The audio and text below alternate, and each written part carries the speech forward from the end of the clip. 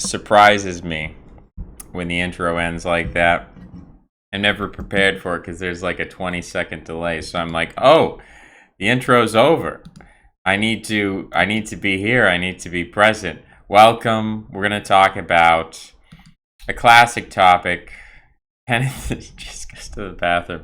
I actually brushed my teeth. I didn't floss, though. I just brushed, which is unfortunate. I didn't have enough time. But we're going to talk about politics as escapism, which is a classic topic. Of course, we did that video a while ago. Edgy politics is pornographic. It was a good video. But we're updating it. We're rehearsing it. We're keeping it live. You know, there are a few topics that we cycle through on the channel. If you've been watching for a while, you know that not a lot new goes on. It's kind of like a news show, except instead of talking about the news, we just regurgitate the same talking points over and over again until people understand. And some people understand, but a lot of people don't understand. So we're going to explain it.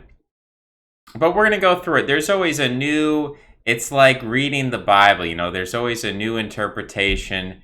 There's always a new spin on it. So the edgy politics is pornographic thesis is basically just saying that when people engage in politics, especially edgy politics, they're not necessarily doing something productive. They're not necessarily doing something that is selfless, but rather it's almost like a sexual fetish, these political movements. And similarly, when we talk about, and I'm gonna blow myself up here, not in a bad way, but in a good way. I'm gonna blow myself up. We'll see if it's better to be blown up or not. But when we talk about some of these things, politics, edgy politics, is it really the goal that you're looking for? Is it really the how should I say? Is it the end result? Is it the ends that justify the means, or is it the political process itself that excites people, that enthralls people? That again, it's almost something sexual. In the same way that people are obsessed with different sexual themes and fetishes and narratives and visual aesthetics, there is a whole genre that the book club has covered, this homo-fascism, this homoerotic fascism. And there's something to that when you see a bunch of men in military uniforms goose-stepping down the street. There is a kind of sexual power to that. Now, at the end of the day, before we get too Freudian and creepy with it, when we use this term sexuality, we have to understand that on some level, sexuality is about the aesthetics of life. It's about when an animal, of which humans are a part, the animal kingdom, an animal sees visually, is stimulated visually, the animal goes into heat, the animal becomes aroused, the animal, in a Lockean sense, expands and extends and becomes active and becomes aggressive. And sexuality is very similar in the mechanics of it, in the dance of it. It is like a martial art. There's something violent in it. You're breaking a temenos. The Greek word temenos means a sacred space. You're penetrating into a sacred space. The Camille Paglia, in her book Sexual Personae, compares the Western visual tradition to she basically says the Western visual tradition is the most visual of all the traditions, and takes aesthetics to the next level. Whereas if you look at the Chinese system of aesthetics, or the Middle Eastern system of aesthetics, or maybe the Mesoamerican system of aesthetics, that all of these systems, they have a system of aesthetics, but the system is not quite as complex or as fanatical or as fetishistic or as obsessive as the West. The West was really intent on creating these images that were hyper-realistic, and this was almost like a sexual thing for Westerners, for Egyptians, for Greeks. They really wanted to perfectly portray the human body as realistically as possible. and they placed a high value on it. And they dedicated a lot of civilizational resources toward making great works of art. Not to say that other civilizations didn't. Of course, we have pyramids in Mesoamerica. Of course, we have works of art in the Far East and the Middle East. But for whatever reason, and of course you say, oh, well, Egypt, that's part of the Middle East. Well, Egypt, the Coptic civilization, was not of an Afro-Asiatic language family. And the pharaohs themselves, you look at Queen Nefertiti, the bust of Nefertiti, you look at the mummies, you look at the R1A, DNA, and whatnot. So when I use this term Westerner, I'm specifically using that. I'm not using European because I think European is too narrow. I think suggesting that the continent in Europe was largely empty. I mean, Northern Europe, no one really lived there. The places where people lived were Greece. Eventually, the Greeks colonized southern Italy. You had the Etruscans, I suppose, non-Indo-Europeans. You had people living in Egypt. You had the Carthaginians. You had the Phoenicians, right? You had the Babylonians. So ultimately, what we think of as Middle Eastern culture today, we use that geographical term with Islam and things like that. But ultimately, originally, the Middle East prior to the rise of Abrahamism was had a lot of visual culture. The Babylonians and their artwork and their sculpture and their emphasis on visuality was very similar to the Egyptians, very similar to the Egyptian. So Babylonian, Egyptian, European, this is what Camille Paglia says is the broad West, or the origins of Western civilization, that later in the peripheral zones of the Middle East get taken over by Abrahamism, get taken over by this iconoclastic culture, and therefore they destroy the fetishizing of art. Now they're fetishizing religion. Now they're fetishizing the abstraction. Now they're fetishizing numerology. Now they're fetishizing the tribe and the group. Now they're fetishizing all sorts of things. And so this, I think, we can use art. We can basically say pornography is a form of art. A lot of people disagree with me on that, but bear with me. If we say that pornography is a form of art and the fetish is a form of artistic obsession or artistic fixation, then we can see the transition, whereas the Westerner is obsessed with the visual and the aesthetic, and this is why essentially blonde hair didn't exist thousands of years ago. We had to create it. We had to selectively say, well, I'm the king and I want a bunch of blonde wives, and so I'm going to pick the rare blondes. I'm going to have children with them. They're going to become rulers of the realm. They're going to have a bunch of children. They're going to basically replace the population. Today in Scandinavia, it's like 80% blonde. But it started as maybe 1% blonde. It was a random mutation, but it was fanatically selected for. So there's this intensive fixation on the human face, on the proportionality, on the symmetry, the textures, the contours. When you select for, well, I don't want to get too sidetracked on that. But in any case, you have the visual fixation, the aesthetic fixation, which makes sense for a highly warrior culture, because you're highly concerned with the physical, you're highly concerned with the external. Your spirituality is the spirituality of the world, of the aesthetic, of the forms. And then you see in the Middle East, you see with the Afro-Asiatic culture, you see this iconoclasm that comes with first Judaism and then through Islam.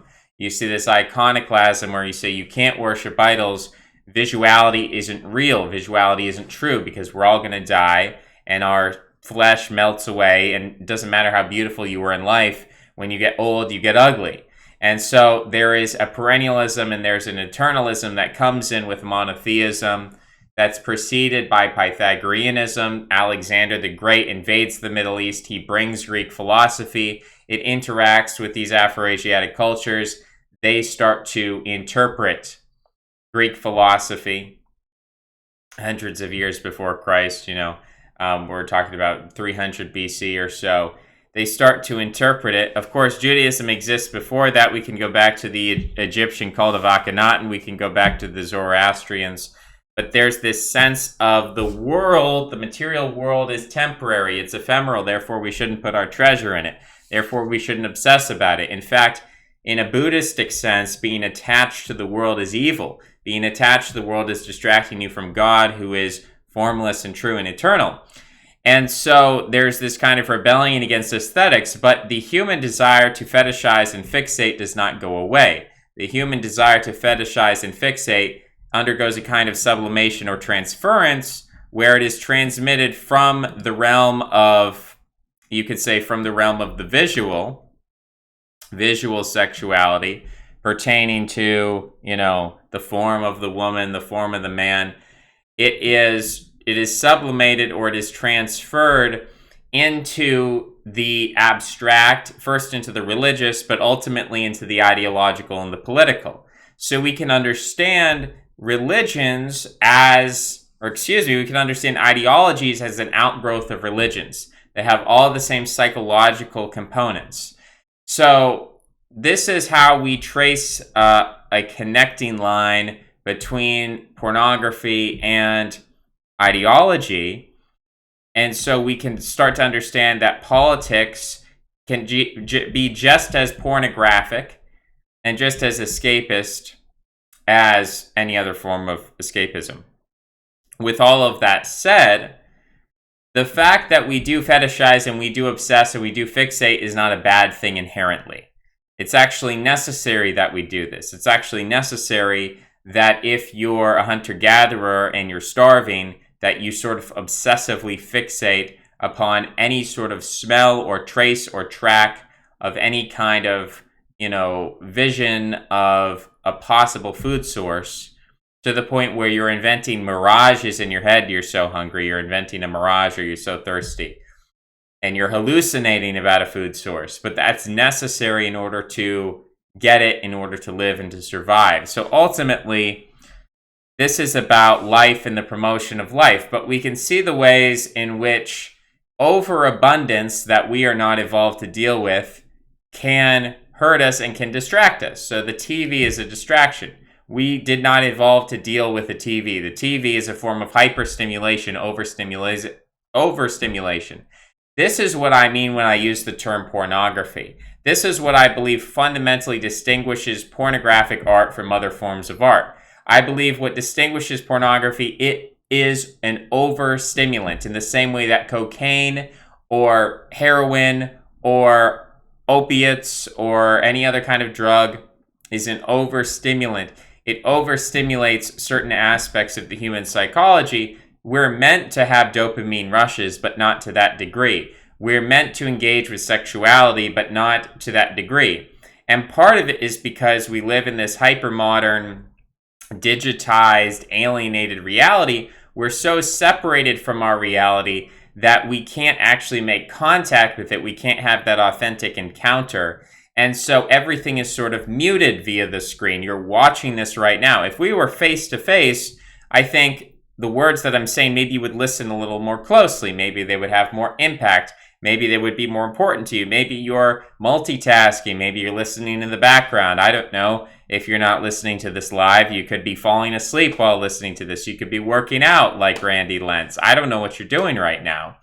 But you probably aren't paying your full undivided attention. Even if you're trying to do that, your eyes might wander around the room and you might twiddle your thumbs. I don't know. But if we were in a room together, I think you would pay closer attention. I think the words I'm saying would have more impact on you.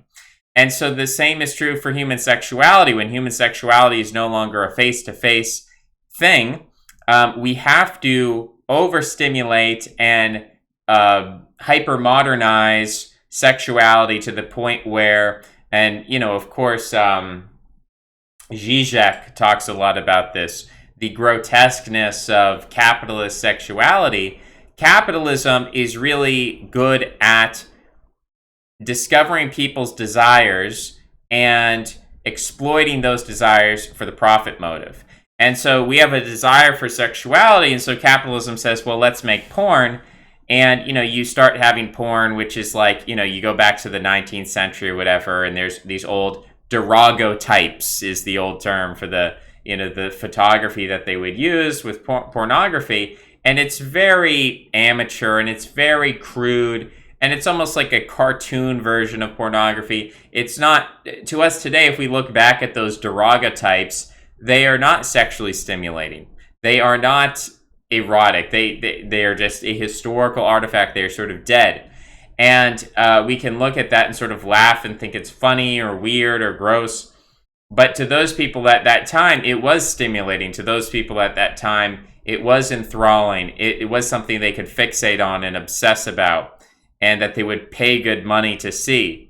Obviously, it wasn't to the extent it was today, where 99% of young boys are watching hardcore porn online for free, anonymously. Obviously, it was different. You had to be a man. You had to pay certain money. It was in public. You had a physical interaction, probably with another man, or you were paying to look into like some kind of derogatory viewer or whatever they had, or you're paying for photos. So there's a lot of shame and guilt that surround that, prevented people from engaging with that. But some people did. It was an industry. It did make a profit. Some people did earn a living off of it.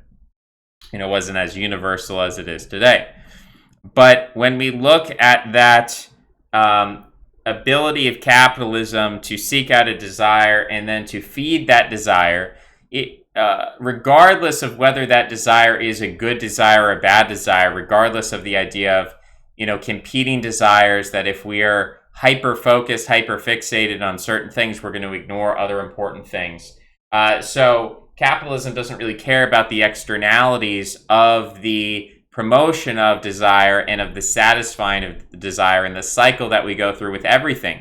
Whether it's a video game where you need harder and harder levels, whether it's pornography, it needs to be harder core and harder core. Whether it's any other kind of, the roller coasters at the amusement park, every year they have to be higher and they have to make more loop-de-loops, so more. This is what capitalism is. It's this unrestrained exponential growth of creating expectations, increasing people's expectations. They have to pay more and more money. They have to work harder. They have to work more and more. They have to work jobs that are fundamentally alienating. Most people are really meant to work with their hands and to do simple tasks, repetitive, rote tasks. Working outdoors in the sunshine with the birds chirping and the sun is shining. I already said the sun is shining.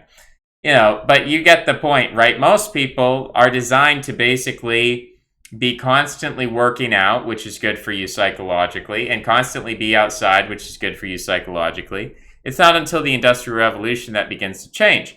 And the argument I have to make about the Industrial Revolution is not that it merely comes about because it's the superior system or it's the better system.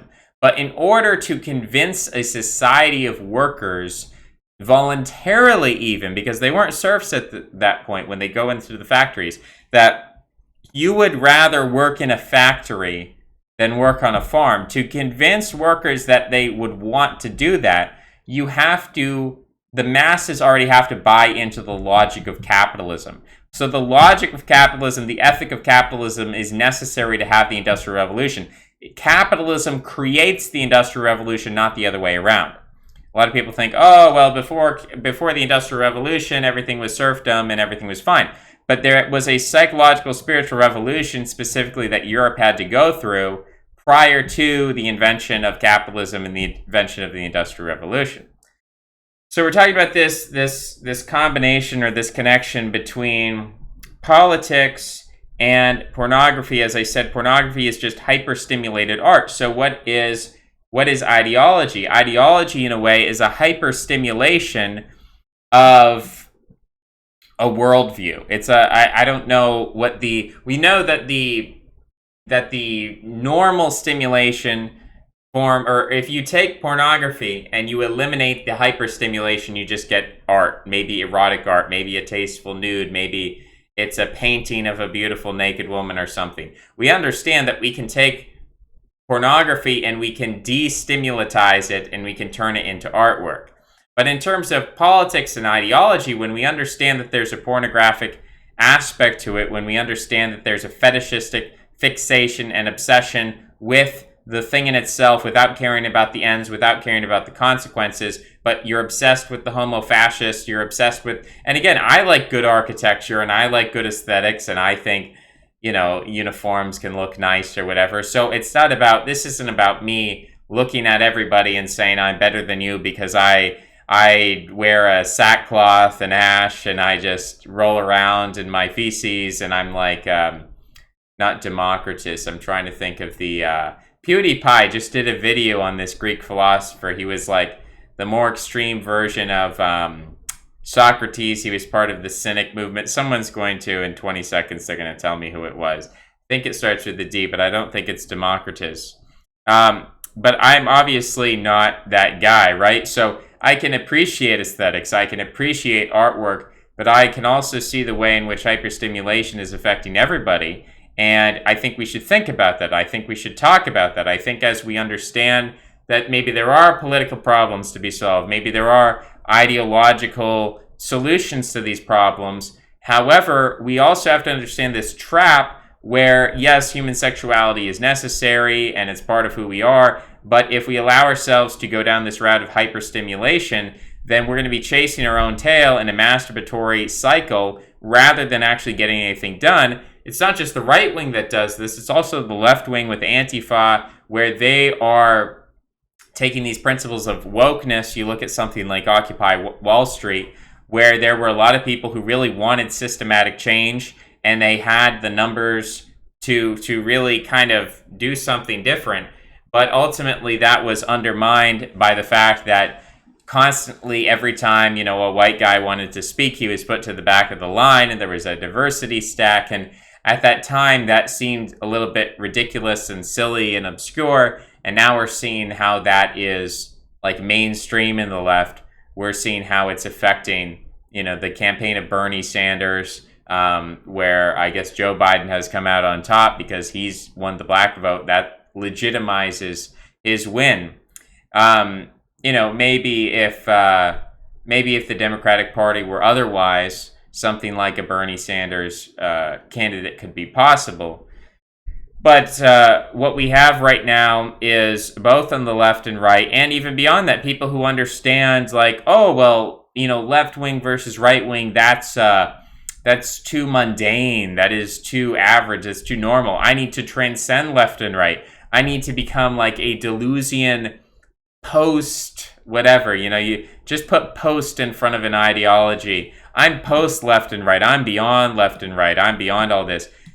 People who think that when I talk about I suppose I talk about the fact that politics or ideology is a trap and needs to be ascended, that itself is a form of ideology. That itself is a form of politics. That itself is problematic. And so, we can talk about, I guess, the issues or the problems with ideology, and we can critique ideology and say, this is getting out of hand. This is abstraction upon abstraction. This is actually a mental prison we're putting ourselves in, which limits us from actually doing anything real.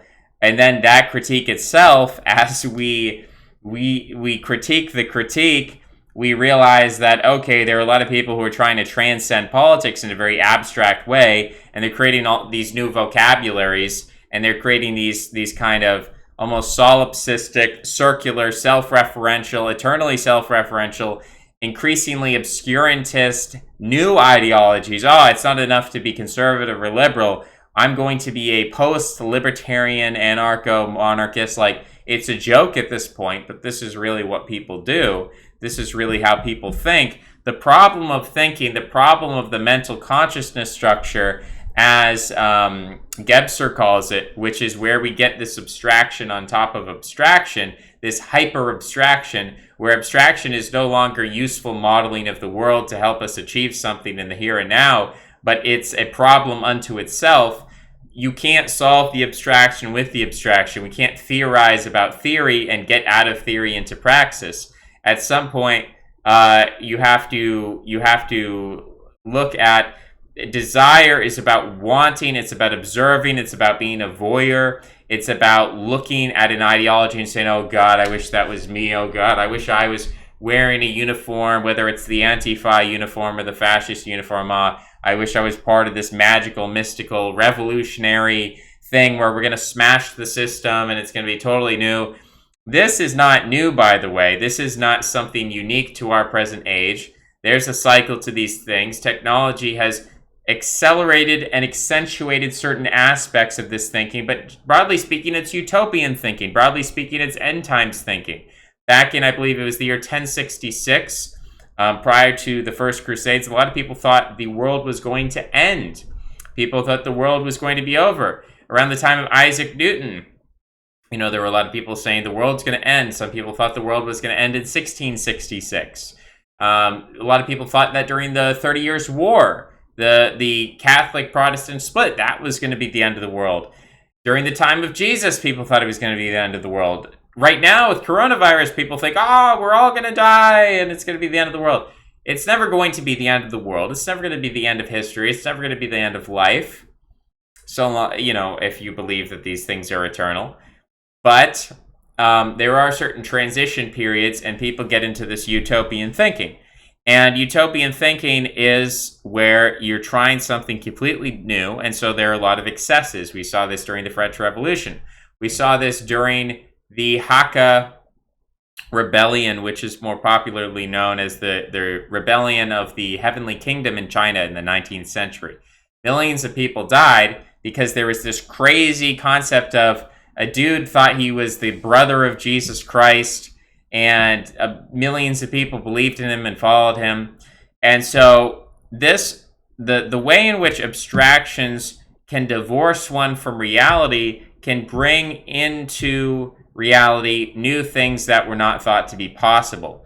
But at the same time, the process that brings about these things is dangerous. It's basically a hypermutational process where you can come up with things that are completely dissociated from the here and now. And that's important and that's useful if the here and now is it's not going to work. If you can't derive solutions from the current paradigm, if you have to go outside the current paradigm to find solutions, then it's necessary to kind of divorce yourself from reality, so to speak, and to go outside that.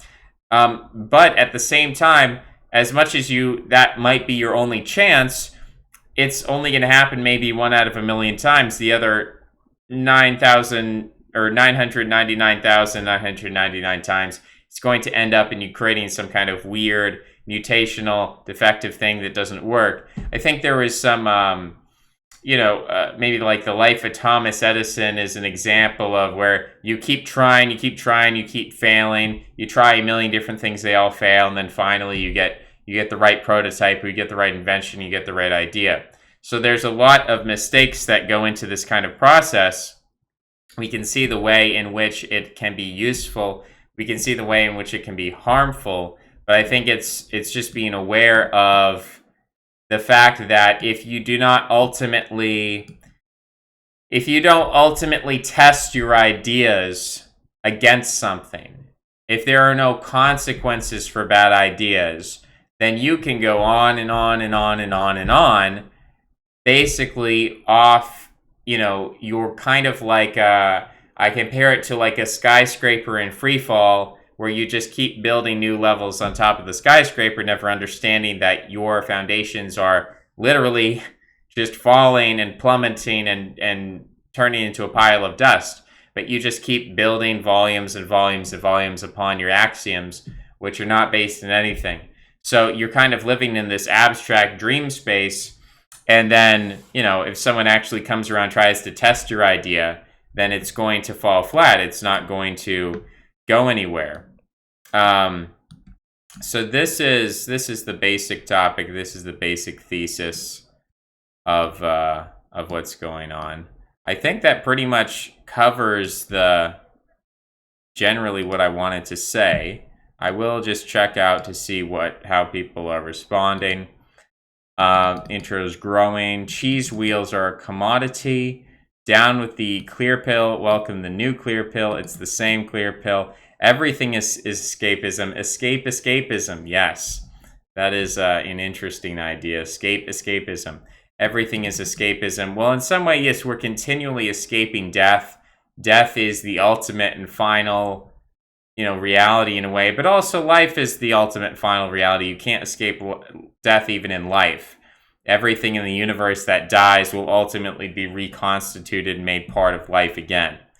My search for God is sexual. Yeah, I mean, there's something to sexuality where it's like there's kind of a anti-sexual, and I guess it's weird because you can come at sexuality from two standpoints. You can attack it on the grounds that we shouldn't be sexual at all. We should be very celibate in our thoughts. But then you can also attack sexuality in the sense that sexuality is a distraction from higher forms of sexuality. But the way most people think about sexuality is about this physical thing, about, rubbing your genitals together and, looking very visual, you're just dealing with human bodies and flopping them about, and, it's just very mundane, it's very banal, it's very base, it's very animal.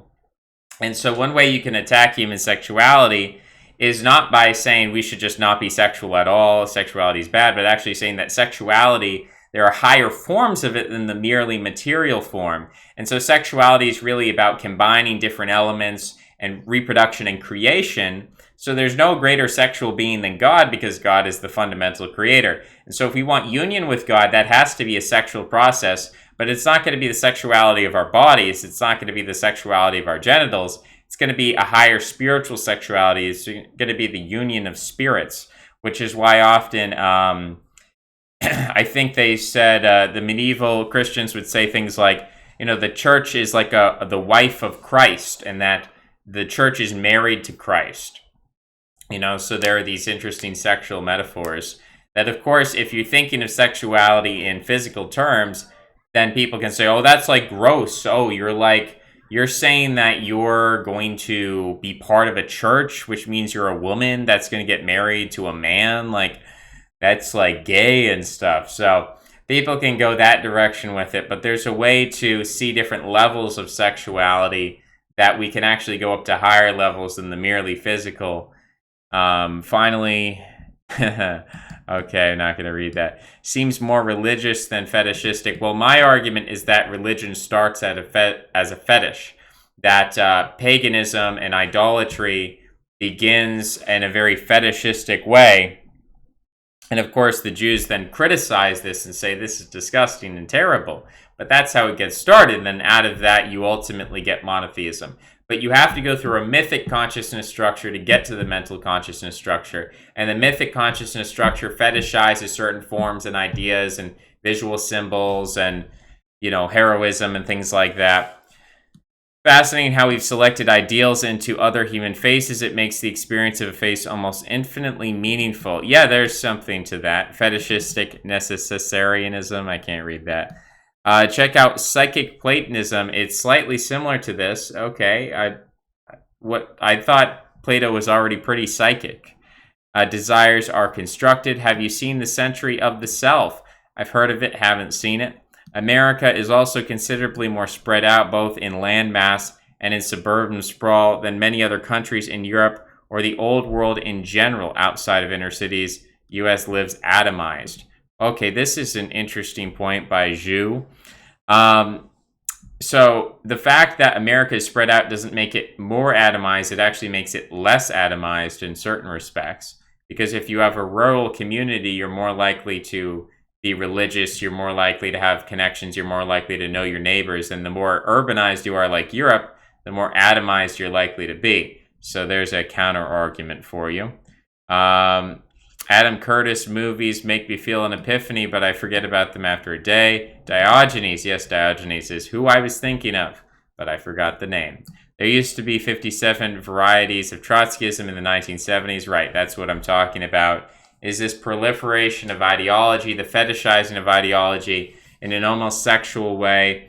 And it's problematic, and we have to understand the limitations of this in the same way we have to understand that there's problems with porn use, but we also need to understand that the desire for life and the desire to live and the desire to fetishize and to obsess is not bad in itself, but it's how we deal with it, how we manage it, and how we direct it. If we can direct that energy, that obsessive energy toward doing good, and we can be obsessive do-gooders, not in the worst sense of the word do-gooder, but if we can obsessively improve ourselves and better ourselves, we can use that obsession with, boobies or, crazy, Antifa or far-right stuff. If we can take that and rather than fetishize those weird abstractions and those things which are not very useful, if we can instead fetishize the concept of self-improvement, of education, of being financially independent,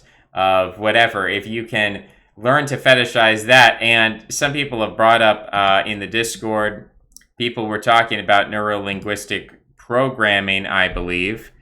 Let's see here. I think it was Shako Jung. Was it Shako Jung who was talking about the neuro-linguistic programming? Oh, here we go. Yeah, Shako Jung says the book... I gotta reset the, there we go. Oh, you know what I didn't do today? I did not make sure that my camera was off the auto zoom. Don't know why it resets like that. Let's go into advanced webcam control, focus, take it off the auto, and just, let's see what the best setting is. Is that better? Is that better or is this better? I don't know which is better. That seems fine to me. It seems good. I like it. All right. So anyway, the book Think and Grow Rich is all about the topic of supportive inner dialogue, but there are also sects of Buddhism that believe there's significant value in chanting or manifesting your ideas physically. Our brains are made to be efficient, so by overusing or underusing different parts to manifest different ideas through thought, voice, or word, we can influence where the brain defaults to. In certain situations, effectively changing our interpretation of the world in front of us, pretty much neurolinguistic programming.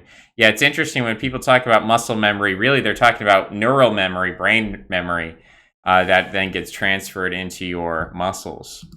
So there's something to it. We need to recognize that we are obsessive, and we obsess about porn, and we obsess about ideology, and sometimes our obsessions are ill-placed. Sometimes we're obsessing about the wrong things. We need to take those obsessions, and we need to redirect those obsessive tendencies and obsessive impulses toward things that are better for us and better for the world. Post-fetishistic necessary, I can't say this word, necessarianism. Nascent Bowl Gang. The world has ended a number of times. 18 viewers, evil has been vanquished. What does that mean? I'm above 6 viewers, so that means the evil cloud that has hung over us has passed. Read Freedom by Adam Kokesh. Whoa, mind-blowing book right there, yeah. Your description of sexuality is very hot, says Camille. I don't believe that Camille is actually a real woman. All desire is desire for God. God is the most sexy. I disagree. I think we started out with pure belief monotheism, and only at a later point we needed religion and abstraction to make sense of it. That's not true at all, Camille. And you have to study anthropology to understand that when you look, and Gebser is just the classic example, but if you look at primitive peoples, they don't believe like in this pure, like, oh, there's a pure God and we're all monotheists and, and then we got corrupted and we needed religion. No, people start off very magical. The rocks are magical, the stones and the rivers and the animals are talking to them and everything's like people at our most basic. The difference between animals and early humans is that humans develop the ability for schizophrenia. Schizophrenia is an adaptive evolutionary boon because it allows us to form consensus. It allows us to see patterns where there are no patterns. So let's say you're a tribe and you can go north, you can go south, you can go east, or you can go west. You have to go one direction and you can't split up. If you split up, you die. So you have to stay together and you have to go one of these 4 directions or infinitely many directions. How do you decide which direction to go into? How do you form a consensus? Now, I suppose the very authoritarian model is that you just have a leader and the leader arbitrarily picks a place and everyone follows the leader. But in times of contention, especially once you get out of that tribal scenario, now you're talking about an urbanized, alienated scenario where you have multiple tribes. How do multiple tribes coordinate in a civilizational scale once you go beyond Dunbar's unit, once you go beyond a simple tribal unit? How do you coordinate people? You have to use mass schizophrenia. So you say, look at the sky, look at the patterns, or you cut open an animal and you say, look at the guts of this animal, clearly they're pointing north, or something like that. And so people start seeing patterns everywhere. That's something today we think is crazy and we think is insane. How could that ever be adaptive? But the fact that schizophrenia is so prevalent points toward the idea that it is actually an adaptation to our ancient environment. Once we moved through that schizophrenic consciousness structure into more of a mythic consciousness structure, then we could get into a mental consciousness structure where we no longer fetishize things simply because they're cool or crazy or emotive or we're having a hallucination. Now we fetishize, logic and numbers and empiricism and things like that. So we've moved through these stages, but ultimately you have to start with something magical and schizophrenic and crazy. Camille says, I don't know if I believe any of the prehistoric conjecture. Well, it's not conjecture because you can look at Australian Aboriginals and they're going to show you all the things that I'm talking about. The idea that humanity was like you had chimpanzees and then one day chimpanzees evolved into humans and they were perfectly rational, logical creatures with a knowledge of a monotheistic God is the most ridiculous, crazy thing I've ever heard of. I guess if you don't believe in evolution, then you can believe something like that. But I believe in evolution. Monks don't celebrate their birthdays. Ancient cave art depicted mainly the objects of caveman desire. How does this sound? Fedora. I don't know what I'm saying is fedora. Shamans are the chief schizos. Do you think the highest degree shamans had cool handshakes like the Masons developed? Well, they had cool dances. The shamans had cool dances. They were dancing. Every dance move they did had a certain meaning to it. They had these very complex ritualistic dances. I mean, animals have dances as well. I mean, already, if you believe humans are part of the animal kingdom, already we can see fetishistic desire in the peacock. When the peacock fetishistically desires the big fancy plumage, that's a form of schizophrenia, or not schizophrenia necessarily, but at least it's a kind of fetishizing of these aesthetics and objects. That becomes more abstracted over time, and then you get the emergence of schizophrenia as a way of creating signs and signifiers and patterns and meaning out of certain aesthetic scenes like human sacrifice, animal sacrifice, tea leaf reading, all these weird things. Astrology as an example. Astrology is important because it's a means of forming consensus. Without astrology, it's like, how do we choose anything? How do we decide anything? Everything is arbitrary. We don't have logic and reason and rationality to guide us through the world. And so we need to form consensus, so we're going to have a mass schizophrenic episode. We're going to all hallucinate together. Now, as time goes on, people, I think, become less schizophrenic. Schizophrenia becomes more confined to the shamanic class. Eventually, you have a priest class that comes in, particularly once you start to see dualism and monotheism with the Egyptians, with the Zoroastrians, eventually the Jews, and they start to attack the shamanic class, and they start to bring in this mental consciousness structure with a new priest class that is anti-shamanic, that is against the schizophrenic, that is against hallucinations. But of course, the Bible contains many miracles and hallucinatory episodes of we saw God, and we saw a pillar of smoke, and we saw bread was raining from the sky, and maybe you believe in that literally, and that's just not how I was raised, and I don't necessarily even care. I guess, if someone really wanted to be like, no, you must accept that these things literally happened. Okay, all right, if we accept that the Bible is literally true, not that I do, but if we did accept that, then there are clearly examples of pagan societies which have all the same, in the Amazon rainforest, have all the same schizophrenic episodes and hallucinations and visions of gods that are obviously not real according to an Abrahamic perspective. So if you believe literally in the Bible, everything I'm saying is still true. But of course, I don't literally believe in the Bible, and so I feel my position's a little more consistent in that respect. If you look at language, you see it degrades over time. I don't know if that's necessarily true. I don't know that the Australian Aboriginals have like the most advanced language in the world just because it's one of the most archaic languages. I don't even know if their language has survived to a large degree. But yeah, clearly when languages come into a contact with another, they lose complexity because they become Creole languages. But I don't know that the age of a language determines its complexity, if that's what you mean by degradation. I mean, I personally look at older forms of language as having more beauty to them in a certain respect, like classical music. Really, music is a form of language, and I think classical music has a certain beauty to it that we've lost. But I think that's not because classical music is older, but I think it came at the height of a certain Spenglerian cycle. And it was the concentration, there was a puritanical energy in classical music that was obsessed with and fetishistically desiring these highly complex musical forms that we've lost the desire for that. Now we just want the thump, thump, thump, the club music.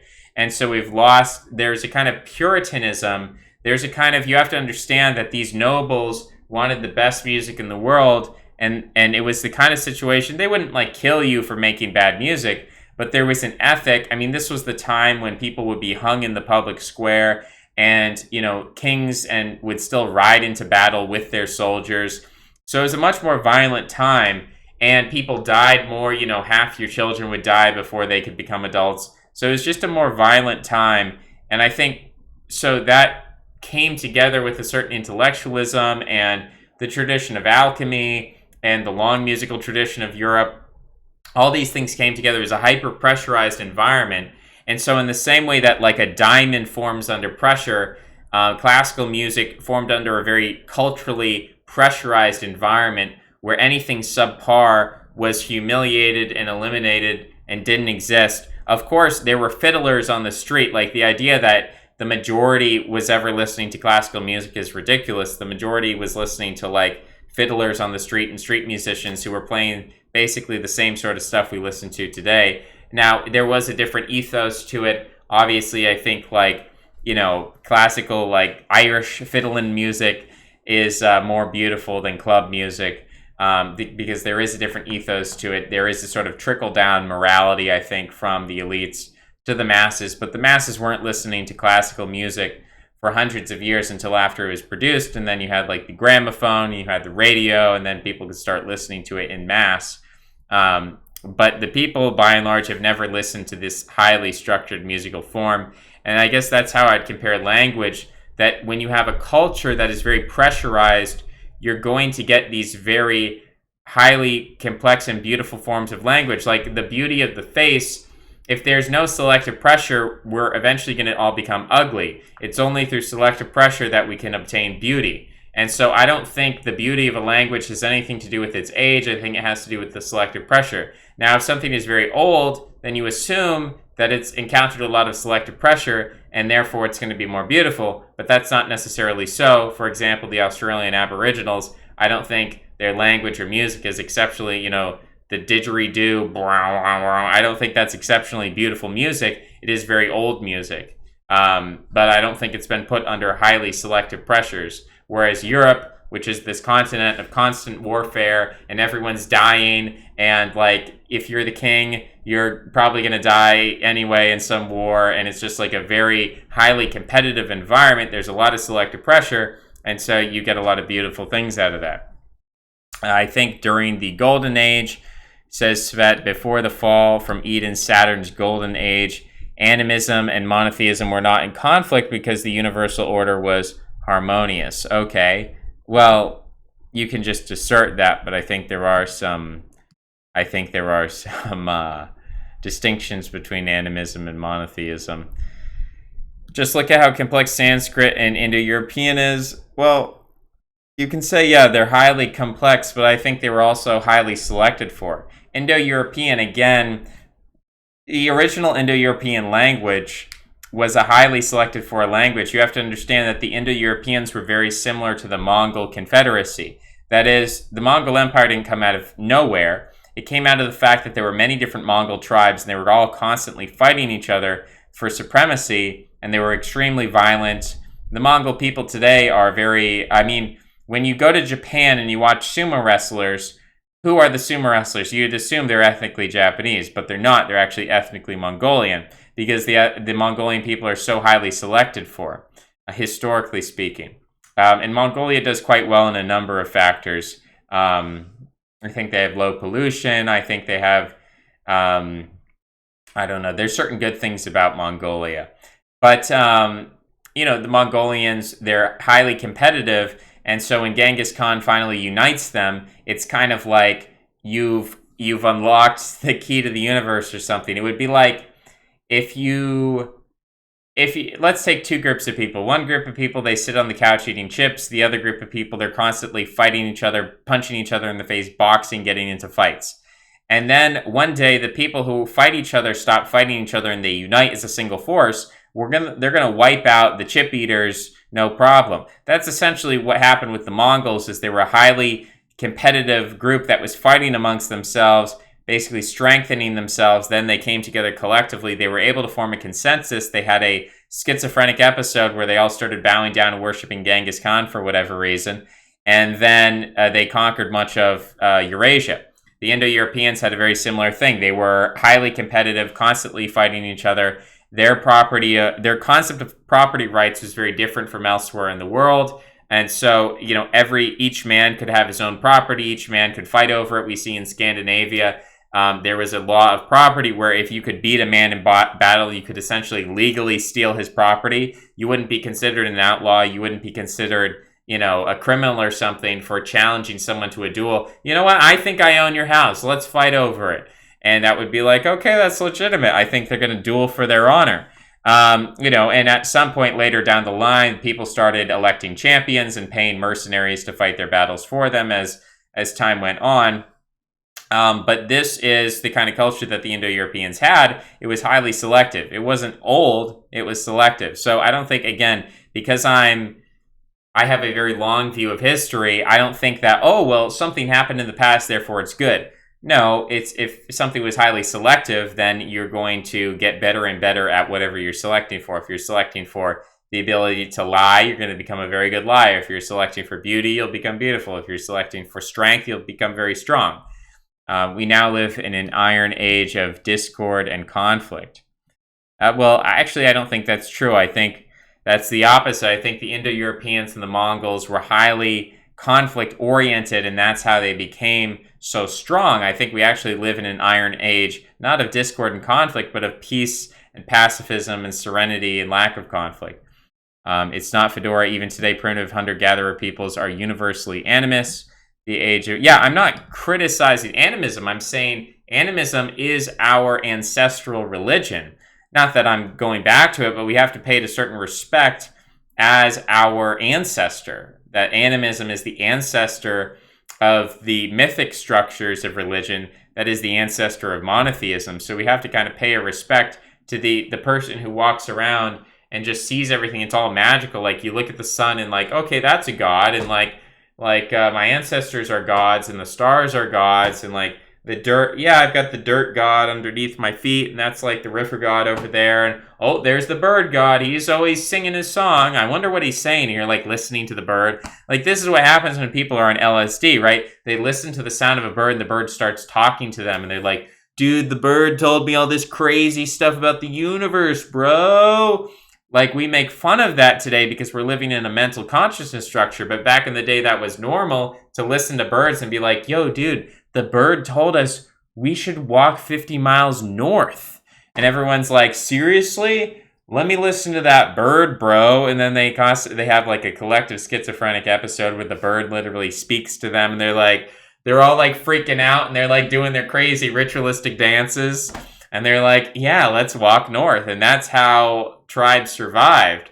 And that was necessary to get us to where we are today. Not that I want to return there, but just we have to have respect for that. And there is something cool about that.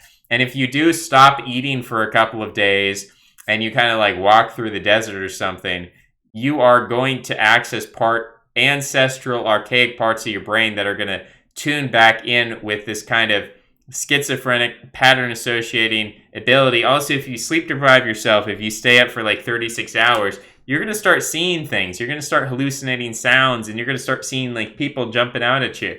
You're going to start hearing voices and things like that. So by shutting down your mental consciousness structure, you can actually access more ancestral schizophrenic parts of the brain.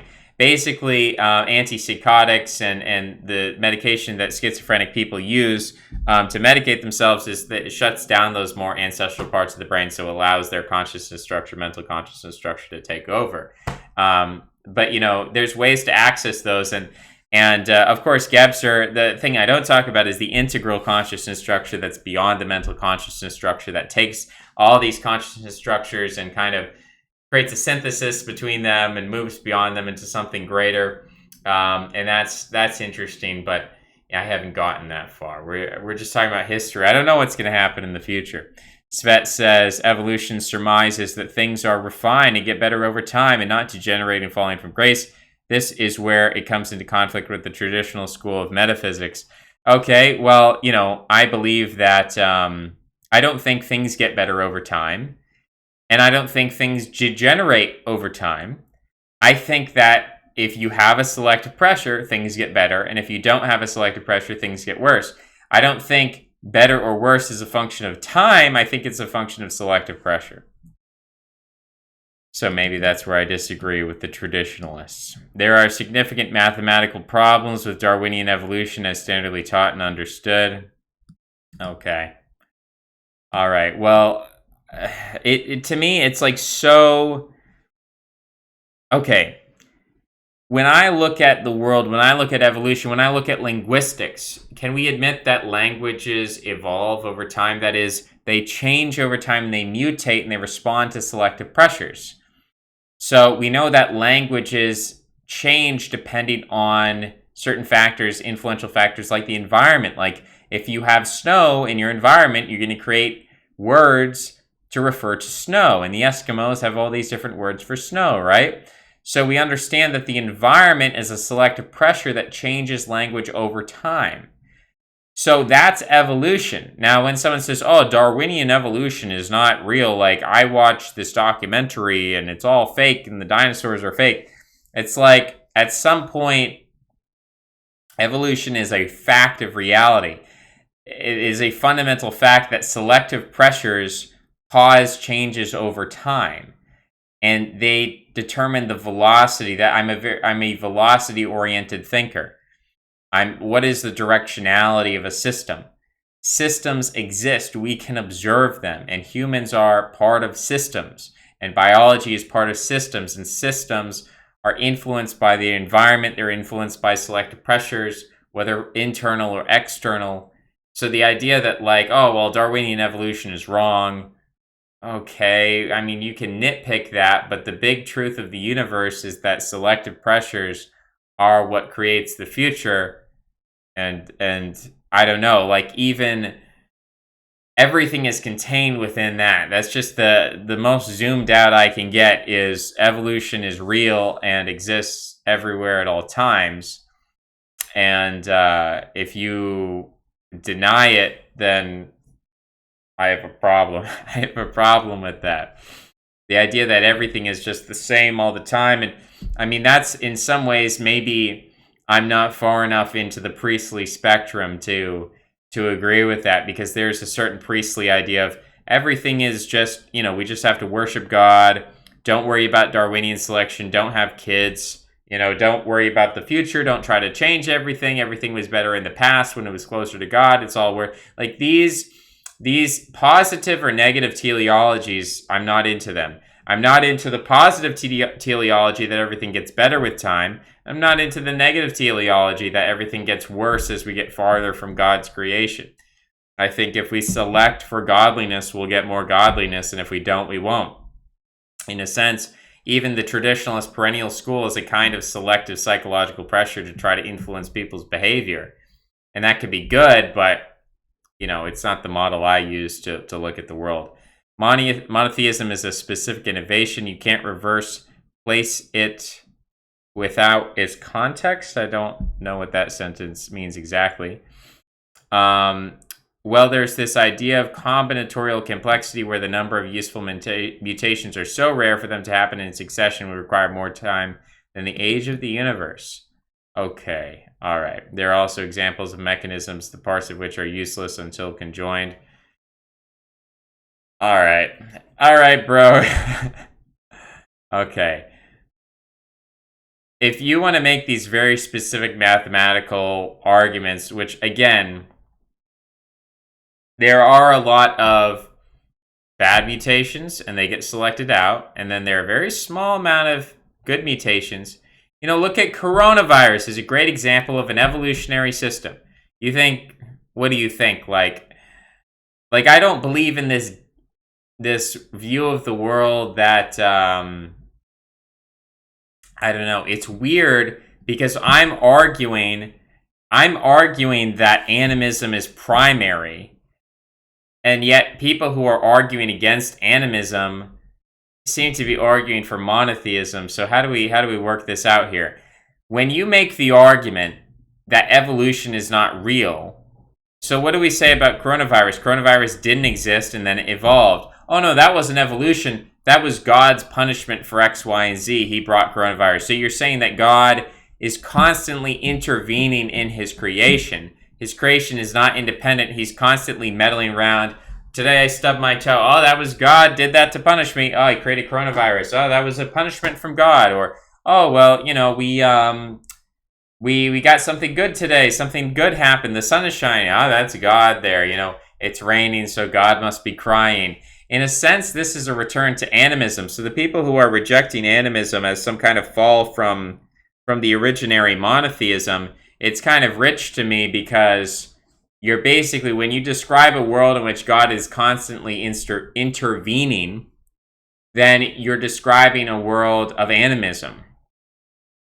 In the same way that the animist would say, oh, people are randomly dying. They don't know it's a disease, but people are just dying. It must be a punishment from the wind spirit. The wind spirit is angry at us.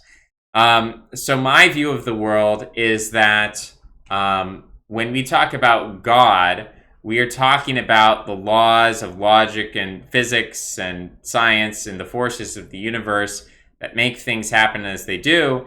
And we can understand these with our mental consciousness structure. We can understand evolution, how evolution works. If we really want to get into this, which to me is pedantic, because again, we can point to, I've seen enough evidence that I can just say evolution happens. Not even on a biological level, but we have mimetic evolution. I participated in mimetic evolution, linguistic evolution. Evolution exists because information can be selected for. Well, DNA is just a specific kind of information. And so the idea that evolution is unreasonable, biological evolution, that can't happen, it's just the most ridiculous proposition to me. Even if we were going to accept it, going forward, clearly there's going to be evolution. Clearly, we are already doing gene editing and gene selection and things like that. Clearly, the idea that, ultimately this kind of thinking that evolution is impossible or can't happen or won't happen requires a kind of strict theological egalitarianism that I'm not willing to go that far with it. I don't know if you're really considering the implications and the metaphysical implications to deny evolution. I think evolution is deeply ingrained in the universe, and you can't really deny that. I think that's what life itself is. Life is evolving. Life is an evolving process. Life is a dynamic process. Life is not static. And there's a sense in which maybe you can say God is who he is. He's static. He's above time. But we living things, we part of creation, we are evolving. People who want to say that the world isn't evolving, it was and it shall ever be as it was, and there's no change going on. In a sense, you're mistaking the identity of God with the identity of his creation. You're making the two synonymous.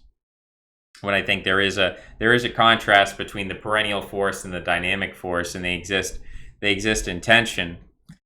They're sort of intertwined with one another. But yeah, the mathematics of it, that again, it seems to me like when I just look at mimetics, I look at linguistics, I look at biology, I look at all these different disciplines, and they point to evolution. And then you want to come and say, well, actually, we did the calculations on the DNA mutations, and they occur once every trillion times. And so to have this many mutations, which this many would be bad, this many would be good, and they would take this many trillions of years, and the universe hasn't been around that long, and blah, blah, blah. It's like, that's kind of a pedantic, empirical. You're trying to defeat science with numerical statistics and empiricism, which almost is self-refuting, right? You're trying to, well, and maybe from your perspective, you're saying this is a paradoxical theory because it's supposed to be based on empiricism, but it doesn't stand up to empirical criticism. Okay. But ultimately, I don't know. I just see evolution everywhere, and the idea of trying to prove it wrong, like at some point, I don't care about the causes behind these things. If people want to say, "Oh no, we didn't evolve over time. God created us." Well, we're evolving in the future, so I don't know. I don't know. At that point, when we talk about these very divergent views, it's hard to find that common ground. I just have to kind of say I believe what I do, and it's been ingrained in me from a young age. And so when people are trying very hard to prove something, prove a position that I have a bias towards because they think by proving evolution wrong, they're going to prove the Bible correct. I don't necessarily feel like I'm not working from those axioms. I'm not attempting, my life's work is not to prove evolution wrong so we can return to monotheism. I'm trying to understand the world, and I do have a certain bias and I do have a certain perspective, and maybe you can't say more than that. Maybe at some point you can't. There's no amount of empirical argumentation I can use to defend evolution from an anti-Darwinist. But I guess I would just point to the fact that the people who are powerful understand evolution and they make use of it, and people who do not use selective means within their group are going to degenerate and fall away. All this talk of degeneration, in a sense, it's I don't want to say the monotheists, because I think you can be a monotheist and understand evolution, but people who reject evolution and think, oh, everything's just degenerating, people who have that idea, unless it is itself a selective pressure and working within the system I'm describing, then ultimately it's going to lead to the kind of Amish mentality that's very fragile and will be wiped away. Genghis Khan was born clutching a blood clot in his hand, symbolizing great things to come. Mongols and other nomadic steppe tribes weren't the best at governing the territories they conquered. This is why Mongol Empire quickly fractured. China was retaken less than 100 years after. Yes, that is true. And the same thing with the Indo-Europeans. They didn't maintain a Indo-European culture. They fractured into many different groups. Tenochtitlan was founded because an eagle was eating a serpent on a cactus. Yeah, very cool. Mongol Empire did basically attempt to globalize China, however, which is why Marco Polo's visit to China occurred during the Yuan dynasty Mongol rule. That doesn't happen on LSD. What, people don't hallucinate on LSD? What are you talking about? Interesting how conquerors have that tendency toward a kind of cosmopolitan or globalizing trend, precisely because of the diverse people conquered over. You do see more patterns on LSD. It's more mental and visual. Okay, if you're saying, oh, well, you don't hear voices when you're on LSD.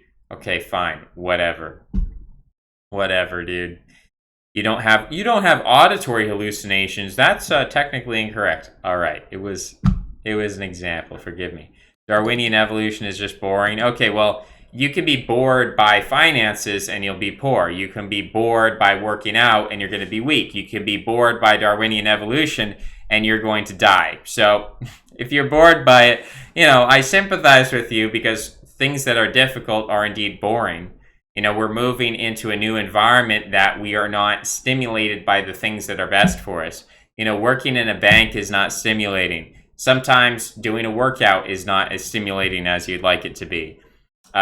Sometimes you don't want to go to the gym and you have to force yourself. Sometimes, listening to good music is not as stimulating as the club music. Sometimes making the right choice isn't as stimulating as the wrong choice. Sometimes not going to the party and studying and doing the hard work is not as fun. Maybe it's more boring to study for your classes than to go to the party. So I'm sorry you find Darwinian evolution to be just boring, but everything that is worth doing is basically boring. So it's about taking things that are boring and figuring out how to fetishize them. And if you can do that, then you'll be successful. If you can't, then you will fail. And certain people, especially autistic people, can easily do that. They can fetishize things that other people find boring, like Minecraft or chess or something. And I think, of course, like all these things, I think just as schizophrenia is a spectrum, I think autism is a spectrum. My experience with psychedelics were never like, dude, this bird told me. My trips on mushrooms were characterized by my background thoughts intensifying and coming to the foreground. Okay, all right. Well, people understand the point, right? What I'm saying is that drugs interact with the chemistry of the brain, the way the brain works, so that certain parts are emphasized, certain parts are shut down, and you have different perceptual shifts. And schizophrenics do hear things, and I'm making a comparison there. So this technical, like, that's not the point, right? Do people understand that's not the point of what I was trying to say? Camille says, that's why I actively seek to force myself to disbelieve it. Okay, well, that's kind of silly. Mossad says, Darwinian evolution explains adaptations, but there are massive leaps that it cannot penetrate the reality of. Okay, so like, oh, well, how did you evolve the eyeball? It doesn't make sense. It's so complex. It's like, that's boring to me. The truth is that in the future, we are going to be developing complex systems, and we're going to need to understand that selective pressure is how we're going to obtain the good stuff. If you don't understand the concept of selective pressure and you find it boring or you find it magical or unbelievable or you think God is necessary, fine, God's necessary, whatever. If people want to have that theological perspective, we can agree to disagree or whatever. But from my perspective, whether you believe that God created the dinosaurs or he created the eyeball or whatever, you can't have evolution without God. The end result is that evolution is true. Whether you think it needed God to happen or whether you think that God, as I do, God is basically, his will is the laws of the universe, and his will is to have those laws and not to break them. That there is a probabilistic nature of quantum mechanics, that electrons have free will, essentially subatomic particles have free will, that God's will is essentially what constrains the will of subatomic particles. You can call that a materialistic view, but ultimately I think matter is subjugated by the rules that govern it, by the ideals, which are a form of spirit. So I view it as a spiritual perspective, the idea that the universe is unitary and whole. That's my version of monotheism, as opposed to this thing where, like, oh, God is doing these crazy random interventions and, like, he really cares about your eyeballs and the dinosaurs. No, I think God's above all that. I think God is timeless. I don't think he's constantly intervening in the world. I think he's basically created a set of rules that are simple and beautiful and divine, and we have a certain amount of free will within that. And when I say we, people think I'm just talking about the person and the soul of the individual, but this goes down to the subatomic level and the most basic atomic axiomatic nature of reality, maybe something deeper than we could ever perceive or understand. Or, you know, our perceptual ability does not extend that far because we cannot perceive ourselves because we're too, you know, we're too complex of a system to understand the simplest things. So there's probably elements of this that we can't quite understand. But the idea that God, like, made dinosaurs, like, because evolution wasn't strong enough, and he made the eyeball because it was just too unlikely to happen, to me is unnecessary and doesn't fit in with my concept of God in the world and philosophy. But if people want to believe that, okay, dude, we can disagree, but you still have to understand the importance of selective pressures.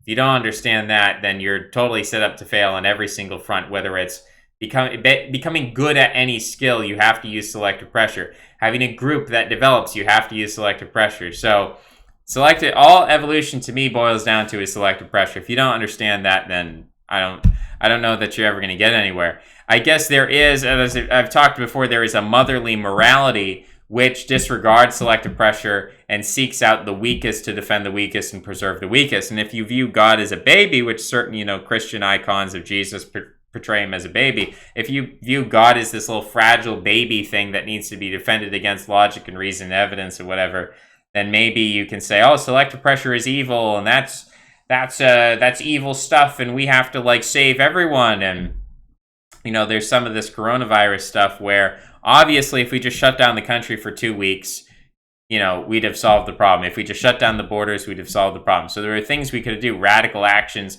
authoritarian actions that would have solved the problem. On the other hand, you know, look at the Black Plague. The Black Plague was a selective event that made Europe a better continent, made European culture better. And so, in a sense, what doesn't kill you makes you stronger. All these people fretting over, oh my gosh, coronavirus is going to kill everyone. It's like, in a sense, if we can weather this storm and if we can deal with it, then we're going to come out stronger on the other end.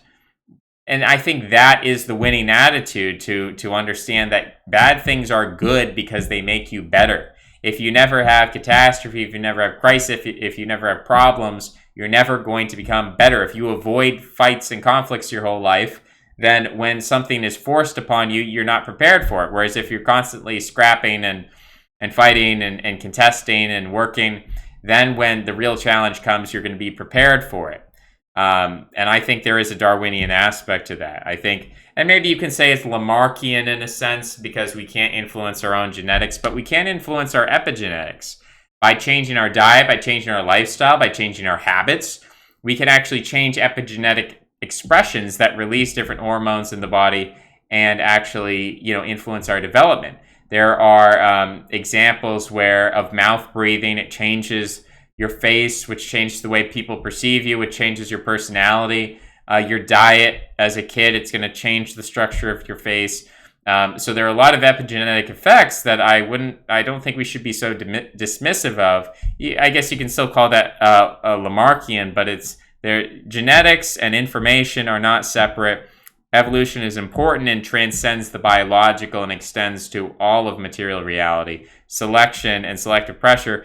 God is the greatest selective pressure of all. He is the Thanatos. He is the lawgiver. He is the bearer of death, and therefore he is also the bearer of life, because without death we can't have the dynamicism that is life, that is evolution. If you purely rely upon life and life itself, then you're just going to have a singularity, and life is not a singularity, it's a differentiation. It's the cycle between life and death, so you need both.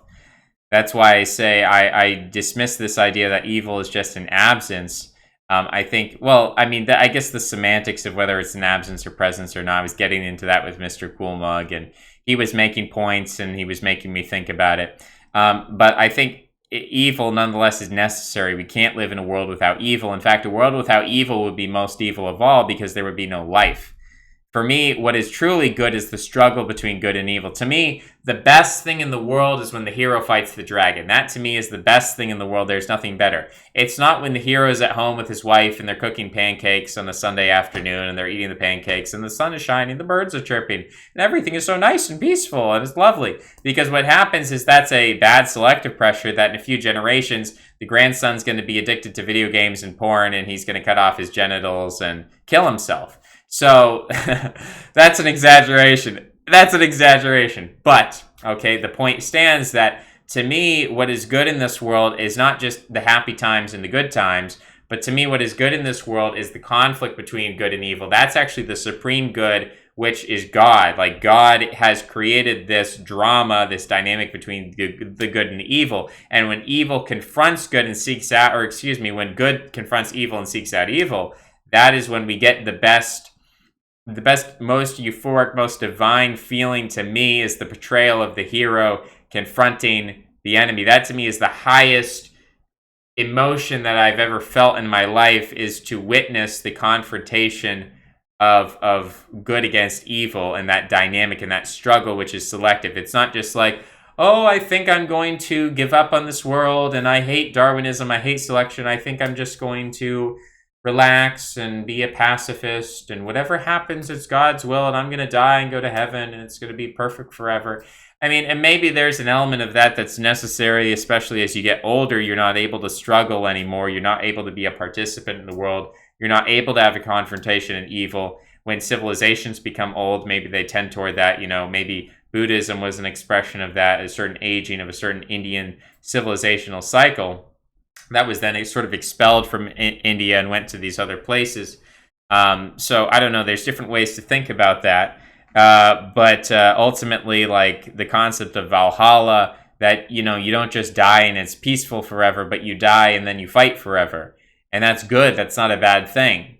I've talked about that before. That's sort of where I'm coming from, which I guess you could characterize that as something pagan. But ultimately, when we look at the totality of the universe, I think we can find a unifying universal God, which points toward a monotheism.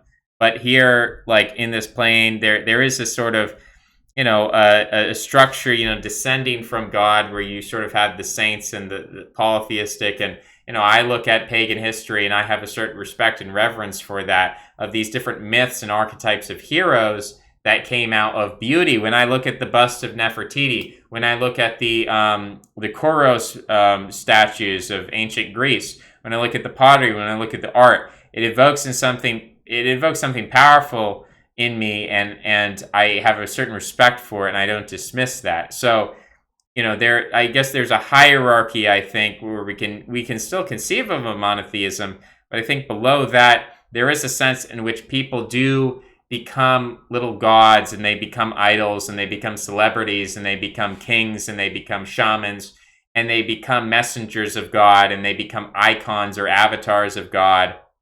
And you can still have a monotheism at the top of it. But I guess the way that we experience reality, there is a pagan aspect and there's a monotheism. Maybe that's me trying to get toward the integral consciousness structure that Gebser talked about, is by saying, yeah, well, we can have these different levels of religion, and rather than fighting one against the other, rather than the front of the brain fighting the back of the brain, we need to create a unity between these. And that's going to be hard to do without further selection, which is why I think selection is necessary, because there are parts of the brain that are really incongruous and in dissonance with each other, and we need to work past that. It's going to take a lot of selective pressure to solve this problem, but that is our quest. What about the grand arc to liberalism you speak of? Okay, yeah, but that wasn't... So ancient Greece with Pythagoras and Hesiod and Homer, that was a certain degeneration of Greek culture, but then eventually Greek culture sort of dies and Roman culture rises. So I don't think that degeneration is eternal, but obviously there's Spenglerian cycles, and then you have something new that's born out of it. So yes, we are in a grand arc toward liberalism, and that represents a certain degeneration, but out of that I think is going to come something new. So I don't believe in sort of eternal degeneration. I believe in cycles that basically are in response to selective pressures. Because I think when a civilization is born, it's born under extreme selective pressures, and then as it develops, it's the classic cycle. How many times do we have to say it? Bad times create strong men create good times create weak men. All of those are selective pressures. This actually, we can use mathematical modeling to describe this process with populations, where a population of mice, for instance, will grow and grow and grow. It'll overpopulate, and it'll become so overpopulated that all the male mice become essentially homosexual, and they stop being interested in reproduction, and then the population collapses. We can also see this in the animal world. Overpopulation will kill off a species. Humanity might become overpopulated. As a result, we have resource wars. As a result, we have global warming. We have coronavirus. We have nuclear warfare. We have all these problems because of overpopulation that could theoretically kill us.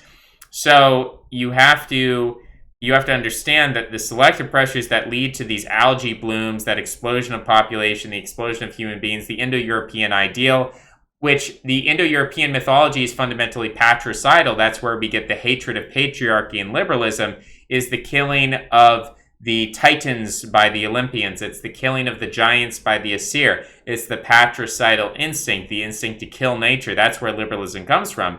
And that's where the success of the Indo-Europeans comes from. But ultimately in liberalism, we're seeing that idea has run its course, and it's become so abstracted, and it's become so far from the selective pressure that created Indo-European culture. Now it's killing itself, and it's going to give way to something new. The question is, where is that selective pressure going to come from? Which culture is going to have the most selective pressure? China might be the case. China might keep up the selective pressure, and they might come to rule the world in a way we've never seen before. But of course, the Indo-Europeans were something we had never seen before in history at that point. I mean, that was a world historical event that no one could have predicted at the time.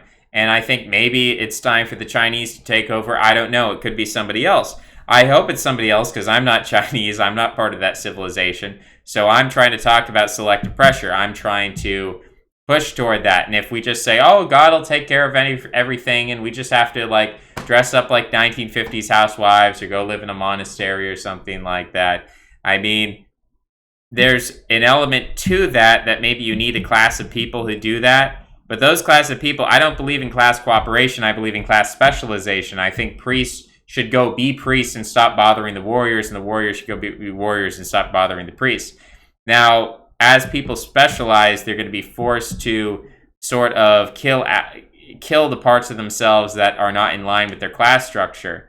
And maybe there's a dehumanizing element of that you see in the berserker rage, or you see in the way that a priest might castrate himself, or the circumcision act is a certain form of self-mutilation, killing the sexuality. So there are these aspects that are very violent in ancient times, and there's a certain psychic violence that comes into that, and that's unpleasant. We don't like that. But I don't know. I'm coming at it from, I'm analyzing the tripartite class structure, and I'm telling you what I see. And I think there is a priestly function to that, and I think I'm seeing a hierarchy of the classes, and I think that there are certain things that are necessary at different times, and there's probably a period in history when Buddhism is an appropriate response to a certain ecology or what's going on. And I'm not sure. I mean, there's a case to be made for monasticism and the Benedict option, and there's a case to be made that people need to go do that, because only under those conditions can the proper selection happen, which allows people to come up with new paradigms that can effectively change the course of history in the way that is necessary.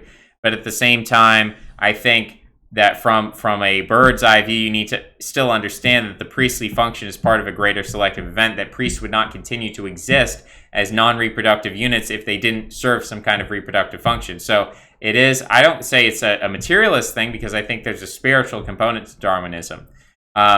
In the sense of like karma and reincarnation, I think there's a selective pressure that happens over each lifetime.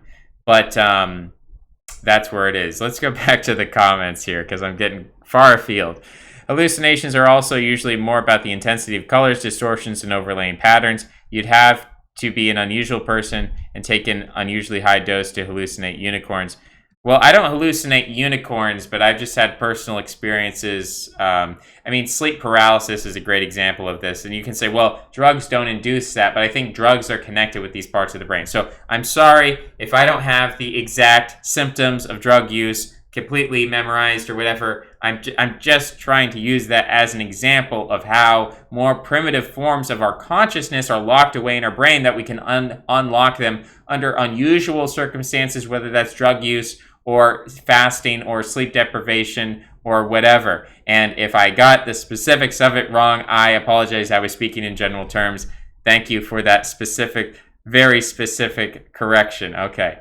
I don't think Mossad denies selective pressures, which is why this debate is pointless. Okay, all right. Well, I still haven't gotten an answer from him. Camille, that is why Svet, I think, said that in ancient days, animism and monotheism were not in conflict. I don't think that animists really thought about the universal God so much. Part of me is jealous of Ken's straight-edge lifestyle. I should have never gone to a psychiatrist to treat my insomnia. Turned me onto drugs. I have been pretty straight-edge. I've started recently just because I haven't been getting out and because I haven't been around people.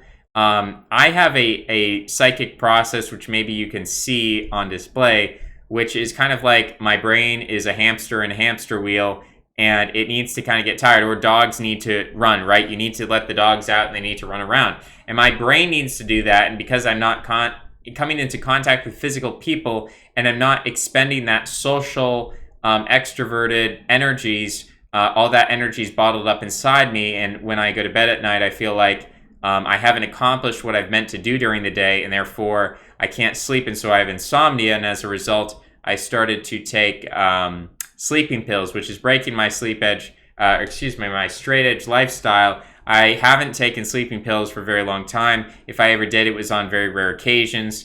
So that I'm kind of breaking the straight edge lifestyle right now. It's like I'll go to bed and then I'll take a sleeping pill and then I'll fall asleep in 30 minutes. And it's very comforting to take the pill and know, like, even if it's just a placebo effect, I'm like, I take this pill and I have the comfort and the solace of knowing it will put me to sleep. Whereas if I don't take the pill, I'm lying in bed, I'm anxious, I'm like, maybe I feel too dirty, I'm going to take it. It's like almost an OCD thing. I'm going to go take a shower. Okay, that didn't work. Okay, well, I'll go on my phone. That didn't work. I'll listen to a podcast. That didn't work. All of a sudden, it's 4 a.m. and I'm like, I'm running out of things to do to make me go to sleep. One of the best things to do is exercise, which maybe you can tell I haven't done. I didn't do before this live stream. So maybe I'll have to do it after the live stream, but it is kind of getting late to exercise, isn't it? I'm not sure it's pointless because much of Ken's thought is totalistically Darwinian. Yeah, that's a good way to describe it. I don't have a problem with that characterization. Darwinism asserts the primacy of matter over spirit. The word predates all creation. Logos. Yeah, that's not well. Okay, so the word is the thanatos that is the ultimate selective pressure in which Darwinism operates. I don't think logos and Darwinism are in contradiction. I think they're actually one is the result of the other. I think if you deny Darwinism, you're denying the logos. So that's my perspective. But of course, people obviously these monkish types who probably don't live in monasteries themselves, but they seem to disagree. Process over substance. I agree with Laugh Track Editor. That's what I'm talking about. You can simply say we are falling from grace. Okay. There is change that's clearly true, but the idea that Darwinian evolution provides a complete picture of creation is hubristic. No, I disagree. I disagree. Darwinian evolution explains everything. It explains, why some bits of matter turn into stars and others turn into planets, and it's all selective. It's all selective, and it's all based on the wills of the subatomic particles coming together, forming complex atomic units, creating molecules and chemicals and proteins and so on and so forth. So I think that if you deny evolution, you're denying, the probabilistic quantum free will of particles. And how does that stop working? Well, it doesn't. It's part of this freedom that God allows within the totalistic logos of his creation, where he creates certain laws we have to operate within. We can't get outside those laws. We have to operate within them, so our free will is restrained, but we still do have the free will. And I'm talking about Schopenhauer. Have you guys even read Schopenhauer? If you read Schopenhauer, then, Nietzsche picks up from Schopenhauer. Of course, I'm not a Nietzschean in the sense that, I'm not like, we have to just totally discard Christianity, throw these things in the dustbin, they're all evil or whatever, or the priest doesn't serve any function, he's just a parasite. But there's something to be learned from Schopenhauer and Nietzsche. And if you don't understand the dialectic between Schopenhauer and Nietzsche and what they both have to say about evolution. By the way, Schopenhauer's writing before Charles Darwin, and he understands what today we call Darwinian evolution, which is just the expression of the will of individuals in the universe, whether they're subatomic particles or whether they're living creatures. He understands the will and the way that it evolves over time, and he understands selective pressures prior to this biological model that was created by Charles Darwin. He already predates all that, and so you have to understand that, and you have to understand where Nietzsche takes it. I think Nietzsche takes it probably too far, and he disregards things that are really important. But if you don't understand those two guys and the basic premise of what they were arguing for, then I think you're missing a big part of the picture. I think, Schopenhauer is basically going to say that the will is really important, and to me, the will is like the heart of Darwinian evolution. Darwinian evolution is just merely one. It is the biological expression of the will, right? But the will is universal and it's everywhere, and it's not just in biology. It's in cosmology. It's in chemistry. It's in physics. It's everywhere. So when you deny the will, you're basically you're not on good philosophical grounding from my perspective. I don't know what you do. I guess you just say the will is evil, and okay, well then why did God create it, right? So I guess I reject this idea that we should just give up the will. The will's evil. We shouldn't be living. That, to me, that ends with antinatalism. I don't think that's what God wants. I think God wants life. So the idea that we should tend toward antinatalism, which I think is the conclusion of rejecting Darwinian evolution, I think that's going to end with just, killing yourself. Which, again, if a certain percentage of people, a priest class wants to do that, but they're integrated with the rest of society, then okay, I'm willing to listen to that. But when you start preaching to me that no, Darwinian evolution doesn't exist and it's all fake, it's false, it's like, okay, well, maybe you need to go off and create your own little, structure that goes along that train of thought and develops your own paradigm that then can generate certain energies that are beneficial to the whole. But I don't know. I don't know. That's not the paradigm. Maybe I'm just not priestly enough. Maybe I'm finally. Mossad is coming. He's Mossad and Camille. They are bringing the priestly energy. They're out priesting me tonight. Gosh, they're forcing me to like defend Nietzsche. Jeez. Because see, the thing is, in relation to most people, I'm not like an extreme social Darwinist. I'm not like a Nietzschean, like worships power, that sort of thing. But I guess people can attack me on that grounds because I'm not, I'm not Ragnar Redbeard, but I'm also not like anti-natalist. Evolution as guided engineering. Denying evolution without being static. Okay, but if you're saying we're falling from great, I mean, okay, I can't even respond. It's a live chat. It's like little comments that are split up. It's not cohesive. Notice how an extreme Darwinist resorts to the language of apologetics when genuinely challenged on it. Okay.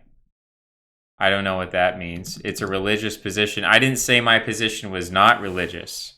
If that's how you're going to attack me, you don't understand my position. I don't have an anti-religious position. I completely understand Darwinian evolution, and my whole worldview was informed by it. It is boring not because it's complex, but because it's too simple. Okay. Well, maybe following God is simple, and maybe following Satan is complex. So maybe just do the simple thing and follow God, right? And God wants life. And sometimes you got to do what's boring rather than what's hyper-stimulating. Eating a snake, because in a sense, pornography engages with your senses. It's a totalistic experience where you're totally enraptured in the porn. An action movie is the same thing. You're exposed to the visceral experience of the voyeuristic. You're in the action. Political ideologies, it whips you up into an emotional frenzy. That's what fanatical, oh gosh, like the totalizing effect of monotheism and God and everything. There's a similar aspect, not that it's bad. I'm not criticizing it absolutely, but I'm pointing out and saying that sometimes the best course of action is not the most exciting thing. It's not the most complex thing. Sometimes it's just the simple, boring thing that's necessary that people don't want to do. People don't want to, just wake up and have discipline. I think discipline is what is lacking. Discipline is simple. It's boring. It's not complex. It's doing the same thing every day, getting progressively better. People don't want to do that. They want to mix it up. Today, I think I'll exercise like 1 day a week. That'll be my exercise day. And then sometimes I think I'm going to like eat a bunch of junk food one day, and that'll be like my splurge day. And then one day I think I'm just going to watch Netflix all day. That'll be like my Netflix day. So people want this kind of variation. But really, to have a very disciplined, regimented life, even when you're a creative type, I think creative types do the best under regimentation. I think if you leave creative types to their own devices, they sort of fall apart into drug use usually. So this is very important. Eating a Snickers bar right as Kenny talks down to me about my poor decisions. Satisfied? Well, Snickers are very delicious. I wish I had a Snickers bar, but unfortunately, I mostly have cans of food in the house right now. I have canned soup, canned chicken, canned beef. I just got a delivery. I got all this healthy food. I did make a cake, as I said. I took the butter, I took the chicken fat, which sounds gross, but it actually tastes good. Flour, sugar, honey, throw that together with some oats, mix that together, pop that in the oven like 295 for an hour or something. Comes out, it's like a giant block of granola now. It's very tasty. And I do have some granola bars left from the store, but those are running out. Eventually, I'm just going to only be left with like meat and vegetables and fruit, and that's it. And that's going to be my diet. No Snickers bars. But man, if you offered me one right now, I am getting kind of hungry. This is hard work. I'm burning calories. I'm standing, I'm moving about, I'm talking. I get your point. Yeah, people always get the point after. We're going to have to stop it at the 2-hour mark, whether or not I get through these comments. To me, it's about principles like selective pressures that can be studied, not about worldviews that have to be sold along with them. Have you ever seen that movie, The Matrix, with Keanu Reeves? Dude, Ken, I think you'd love that movie. I was watching that movie today. Okay, I didn't watch the whole thing, but I was watching the scene where Neo is coming out of like the goo and there's the things in his head and he's taking the things out. And then that scene to me is one of the most powerful, where he looks around and he sees all the people in the goo units And it's like skyscrapers full of human beings being harvested. Dude, that scene, I was watching that today. Maybe that energy, maybe that's showing off. Maybe people can see, maybe Quantrell Bishop can feel the Matrix energy bouncing off me. What do you think about Alfred North Whitehead's idea of God? Maybe I'm wrong, but what you're saying sounds vaguely similar to his philosophy. It's possible. I think Alfred North Whitehead is following from certain like Schopenhauerian themes. I'd never read him though, but I know Arvel has read him.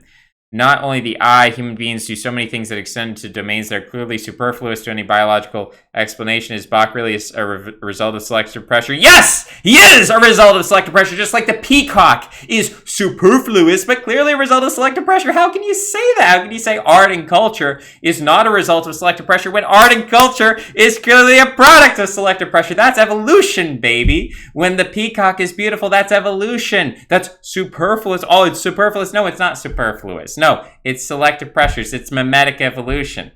This is like you are saying things that I think you think are an argument, but they're just, to me, I hear them and it's like, yeah, that's why you're totally 100% wrong, dude. Wow. I can believe dinosaurs were engineered by a higher mind. This does not deny evolutionary pressure. Okay, if you want to be a compatibilist about it, I'm sort of an absolute, like, God made the rules. He is the rules. His presence are these rules. He's not just constantly intervening and inventing eyeballs randomly. Like, the eyeballs come about as a result of his laws. He's ever present. He's important. He is the law in a way. God is the law. He is the logos. And so I accept a religious, spiritual, and a monotheistic worldview, but then you also have evolution. So if people want to imply that the eyeball is a miracle and something that is an aberration or arbitrary, specifically coming from God through his intervention in denial of his own laws. See, I don't think God breaks his own laws. I don't think God goes against logic. I don't think he goes against science. I don't think he goes against physics. I have a pure fusionistic, but there are some people who say, I believe in evolution, but also I think sometimes God randomly checked in, he popped in, he was like, I think now we're going to have some eyeballs. So dink, there you go. There's some eyeballs for you. I'll be back in a million years to like give you some more dinks on the head and just sprout a few random good mutations into existence. I don't think God is like, he's reading the newspaper and he looks down on his creation and he's like, I think I'm going to throw some eyeballs in there. All right, let's see what's going on back in the sports section. All right, oh, they're doing pretty good this season. I think you guys need some human consciousness. Dink. All right, let's see what's going on here. Look at the, I don't think that's what God's doing. I feel like the simpler explanation of the universe is God is the rules, he's the laws, he's the logic, he's the logos, he's the animating spirit of all the law in the universe, and we are constituted of a multiplicity of wills in a living system in a dynamic evolution between life and death. So that's how I view it. If people want to have what I think is an overly complex kind of silly view because they're attached to the Bible or whatever, or they think these things are miraculous, or they have some kind of statistical argument, and maybe your statistical argument's true, and I haven't scrutinized the statistics, and I'm not a statistician, and I think there are arguments back and forth. I mean, ultimately, if God was constantly dinking around with things, clearly that's not my conception of God, but if he's a big dinker and he likes to dink around, he likes to tinker with humanity and tinker with these things, then so be it. I mean, whatever. The truth is, you're going to have to deal with an evolutionary mindset going forward. If you don't have an evolutionary selective mindset going forward, you're going to be in for some tough times. Primary is the intellect, right? The intellect of God, and we're operating within that intellect. That's fine. Ken's foundational principles are experiencing selective pressure. This stream's chat is the dojo. Yes, I feel like Bruce Lee, and like each of these ninjas is coming at me, and I'm like thwacking them and chopping them and stuff and giving them kicks and whatever. That's what's happening. The issue with the panicking in the West is they could have looked at East Asian lockdowns and clearly communicated to their citizens that a 2 to 3 week lockdown max is all that's required and just acted quick. Yeah, that's why I think that the elites in the West wanted this to happen as a form of selective pressure to make their societies better, actually. Not for everybody, but for certain people. It was all these mixed signals from Western governance.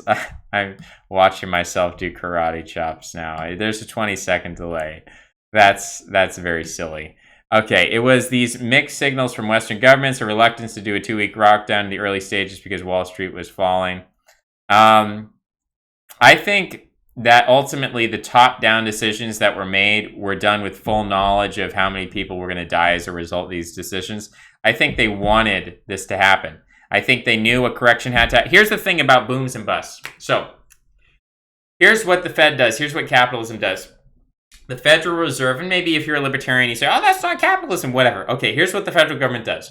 The federal government gives people a bunch of money, 0 interest rate. Here's just a bunch of free money. Everybody have some free money. And then people take that free money and they're like, I think I'm going to start a underwater basket weaving school for disabled children. And so they get a loan from the government. They start their school. The school doesn't really make much money. It's not efficient. The person who runs it's not good with finances. They have to pay an accountant. There's a lot of overhead. There's a lot of waste going around. It's not efficient. And so when you have that business, ultimately those types of businesses proliferate and they flourish. This is what happens with the housing market. People get loans, they get mortgages that they can't pay back. It's a bunch of funny money. It's fake, it's false, it's not productive labor. Okay, so this is what the economy is, 90% of the economy. 90% of the time, we have this boom cycle where people are given free money and everything's happy, everything's fun, everything's beautiful because we've just got all this free money to throw around and life is awesome. But that can't continue forever, because if that continues forever, then the underwater basket weaving cult is going to take over the government, kill us all. So in order to stop that from happening, we have a thing called a recession. This is the boom-bust cycle. And so basically, the government basically has to collapse the economy every 10 to 12 years in order to kill off the underwater basket weaving companies and to allow the strong virile companies to... It's a selective pressure event. Now, there's a thing called a quango, which is a monopolistic, corporatist, semi-private entity that's also basically part of the government. Those quangos are benefiting the most from the recession, and so quangoism is the future, which from a libertarian perspective is not good because it's not the pure free market, blah, blah, blah. It interacts with the violence of the government, and there's this internal... Then there's a market within the government that is sort of a political market, a political capital that actually structures the way financial capital works in the markets. So I think there is a market within the government. It's just a different sort of market from the financial market. It's a political capital market. So ultimately, yeah, there's all markets that are going along. It's just not a libertarian vision. Kurt does try to do this. He does try to marketize everything. But unfortunately, he's also like a boomer with really, really bad, violent takes. So I have to disregard proprietarianism for that reason. But still, we can see how markets work. That's a boom-bust cycle. How did I even... Oh, yeah, we were talking to Zhu, and he was talking about how this was an accident, this was a mistake. No, I think this was predicted. I think that ultimately the people who advised Donald Trump, who advised Macron, who advised Merkel, who advised Boris Johnson, who advised all these people, Bolsonaro, I think all these people have the same advisors, the same deep state, the same, global deep state that's telling all these people, just let the people die. We'll have more power when it's done. And that's what they're doing. They are doing it because it's good for globalism. They recognize it's good for globalism, so they're allowing the virus to scare people because that every crisis leads to a monopolization of power in the hands of the Quango dictatorship. So that's what they're going for. It's intentional. It is not accidental. They weren't a bunch of big dummies, when Trump was like, oh, we got it under control. I don't think ultimately maybe Trump is dumb, but the people who influence his decisions are not dumb. The people who decide what decisions Trump makes, they are not dumb. They knew what was going to happen, and all of it's intentional. You can call that a conspiracy if you want. I'm just looking at incentive structures. What would I do if I had all the power? I would try to further monopolize my power. I'd use a crisis to monopolize power, and coronavirus is just one of many crises. In itself, coronavirus isn't as dramatic as the response to coronavirus will be. It's going to forever change the nature of our government. I wouldn't be surprised if it fundamentally, the Constitution has already been eroded, but if it just further erodes our Constitution, it's just another crisis like a war. That's why I say it's World War Corona. Fundamentally, there is a superfluousness to many human realities. There are too many human realities for evolution to explain them totally. Yeah, the concept, your superfluousness, point out one superfluousness of reality, and I'll show you how it's a result of selective pressure. All you need to do, my spirit animal should be the peacock. That should be, I should just like get I should get a flock of peacocks, and I should send them to Massad's house, and he wakes up in the morning, he goes to get his morning paper. He's going to see his entire front lawn is just stuffed with peacocks. Peacocks, they're flying, fluttering around his house. They're on his roof. They're everywhere. You know, he just can't. It's like that scene from Harry Potter where all the carrier pigeons are like coming into the house with the letters, and they're busting in the windows and everything. It's going to be like that to Mossad, but it's going to be with peacocks. Monotheism is to be transcended as part of the integral consciousness structure. See panentheism. Chris Langan calls this holotheism. It's causality and conditioning. There is no God but God. There is no reality but reality. The finite is riddled with contradictions and seeks self-transcendence in the infinite. I thought Indo-Europeans were patriarchal and conquered peoples which were matriarchal. Yeah, that's what I said. I don't know where I said other. Oh, you're saying when I talk about patricide. It doesn't mean they were matriarchal just because they were patricidal, but there's clearly a mythic structure in the Indo-Europeans where they say that you have to kill the old, you have to kill, and it's not literally killing your dad, but it's mythically saying that the Olympians killed their fathers, the Asir killed their fathers. Okay, so this is a consistent structure. In ancient Egypt, it is Horus who kills his uncle Seth. So there's a rebellion of the Zoomer against the Boomer, deeply ingrained in Western, again, Egyptian's not Indo-European, but broadly Western mythology. And that becomes, later down the line, that probably morphs into what we have now, which is this hatred of anything that's old. I don't agree with that. I'm not a progressive. I don't think whatever's old is bad. I also don't think whatever's old is evil. I'm a big brain centrist. I don't want China to become rootless cosmopolitans. All right, Zhu. Well, you gotta, keep it strong over there. Which I don't know how you help China at this point. I don't know how what you could do to help the Chinese government be not rootless cosmopolitans. Probably increase anger with the West. Probably start a war between America and China. That'd be the best way to protect China's culture. Your characterization of the religious is not good. Okay, well, same to you, I suppose. Won't transhumanism destroy the Spenglerian cycle? No, it'll usher in a new Spenglerian cycle. You can be religious and interact with the world. Okay, I agree. But your form of religion is very antinatalistic, ultimately. Ruling the world, and I mean, Schopenhauer was ultimately antinatalistic, which is why I'm not like a ritualistic reader of Schopenhauer, but I think the ideas he uncovers a lot that's very interesting. Nietzsche does the same. I think they both take, Schopenhauer goes in an antinatal direction. Nietzsche goes in this will to power, solipsistic, egoistic, aggressive, violent direction with it. I think those two extremes are not where I'm at, but they're interesting to look at it. If you, to me, and maybe this is just like too much Aristotelian mean, the average is good or something like that, some kind of reductionist idea. But it just appeals to me that you understand Schopenhauer, you understand Nietzsche, and a good system, a robust anti-fragile system isn't going to rely too heavily on either one, but it's going to have critiques of both and find itself somewhere with a mix in the middle, as opposed to, that's why I critique this idea of like, no, Darwinian evolution isn't real and it doesn't exist. It's like, actually, it's an integral part of reality, the nature of our universe, and you don't have to be an atheist to believe that. Ruling the world often means succumbing to rootless cosmopolitanism. Historically, China was insular. I see what you're saying. Along with Japan, Korea, precisely for this reason, Commander Perry needed guns to get Japan into trade. CN equals opium. I don't know what CN is. There is more to cosmopolitanism. I think people are going to have to start typing without vowels. I'm going to have to start reading your words without any vowels so you can really condense these posts. I wish there was a function. What I would do is I would have a function where you could post very long comments, but you could only post like one every 10 minutes or something, or one every... I could play around with the numbers, but I think that would make a much more productive chat. There is more to cosmopolitanism than being insular. The Chinese are already cosmopolitanism. Thoughts on vital force? It's very strong.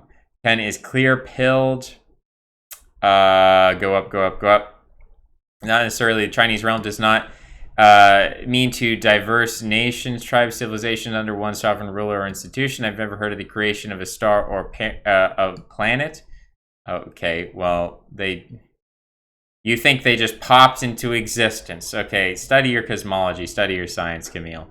Schopenhauer's On the Will and Nature goes into this topic in great detail. World as Will and Idea was written in 1818. Chinese called themselves a civilization state, referring to precisely and only the historical Chinese civilization as their ancestor. Chinese keep track of people by their province their clan hails from. On the Will of Nature would be an excellent read. Gravity is the lowest form of will.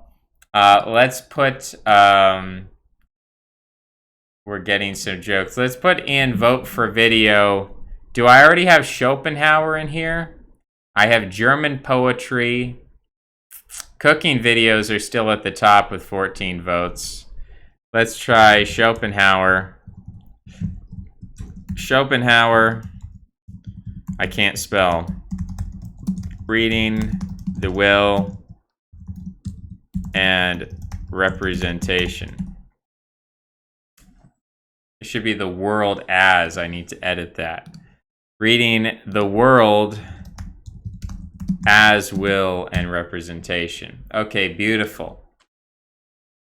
Back to the chat. What if there's a lower will versus God's will? Yeah, I think there is. I think there are lower forms of will, and then there's God's ultimate will.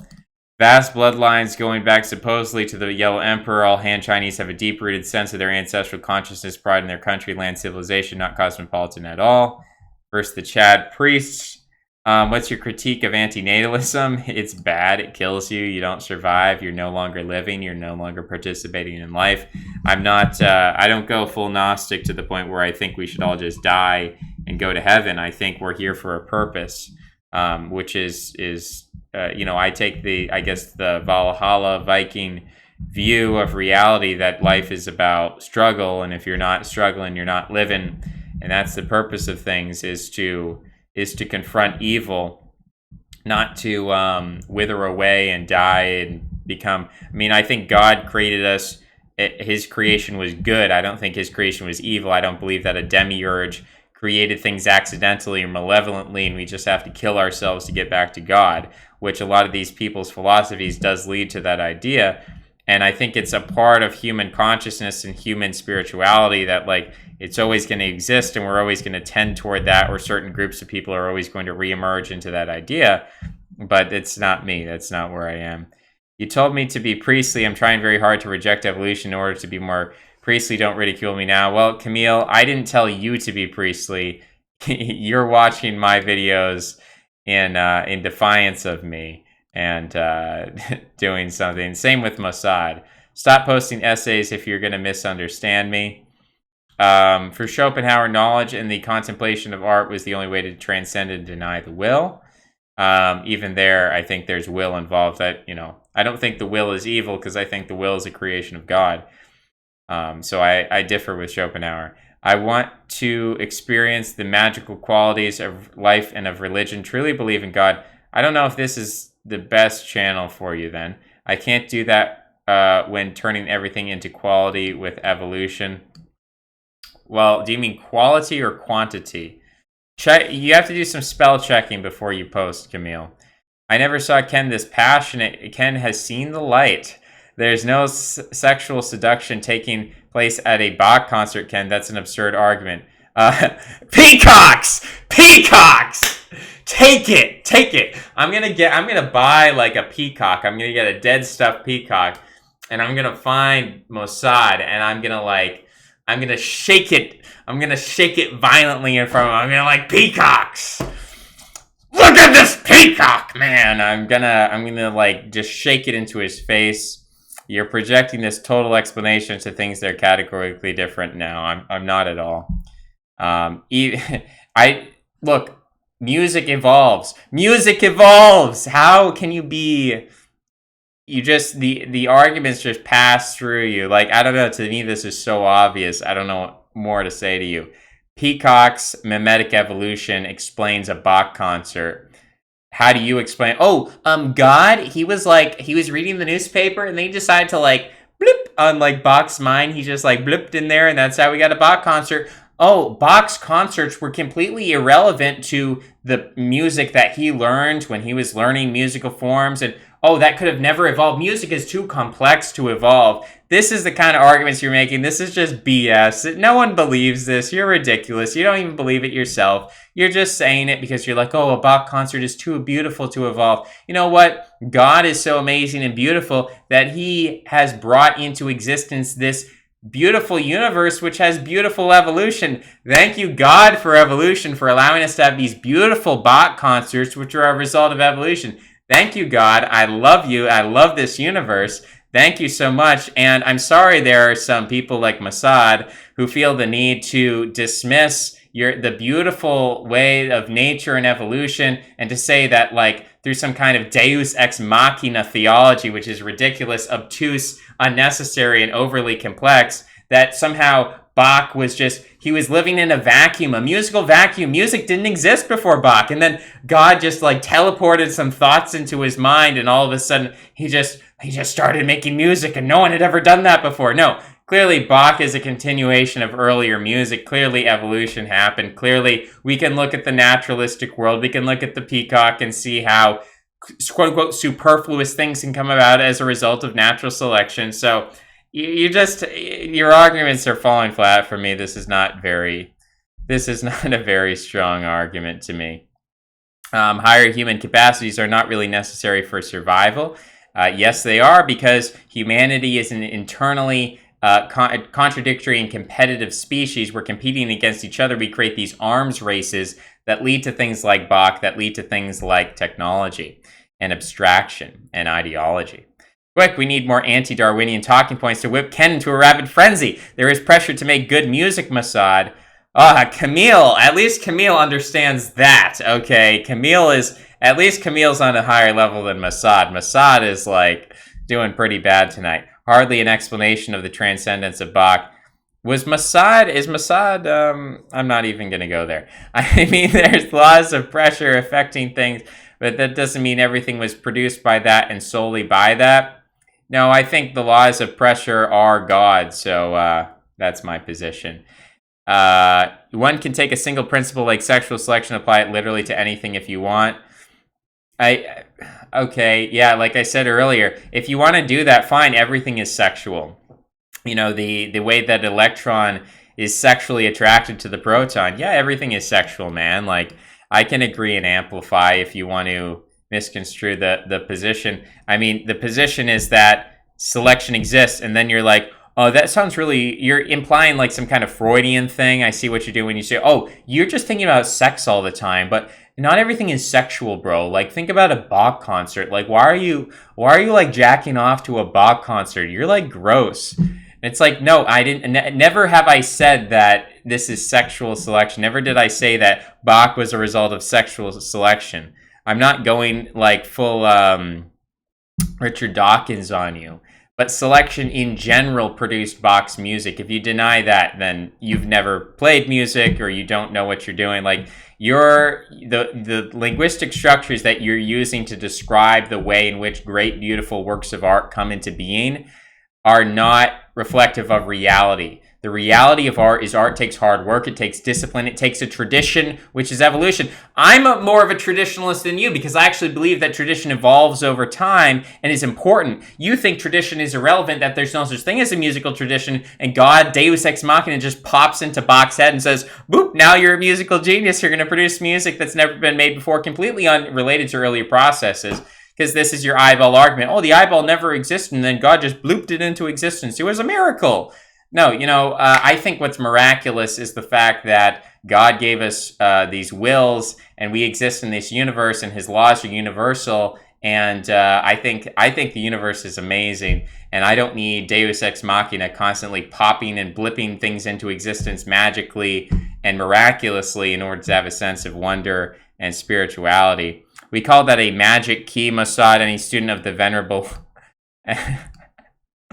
Okay, interesting. I do not know that reference.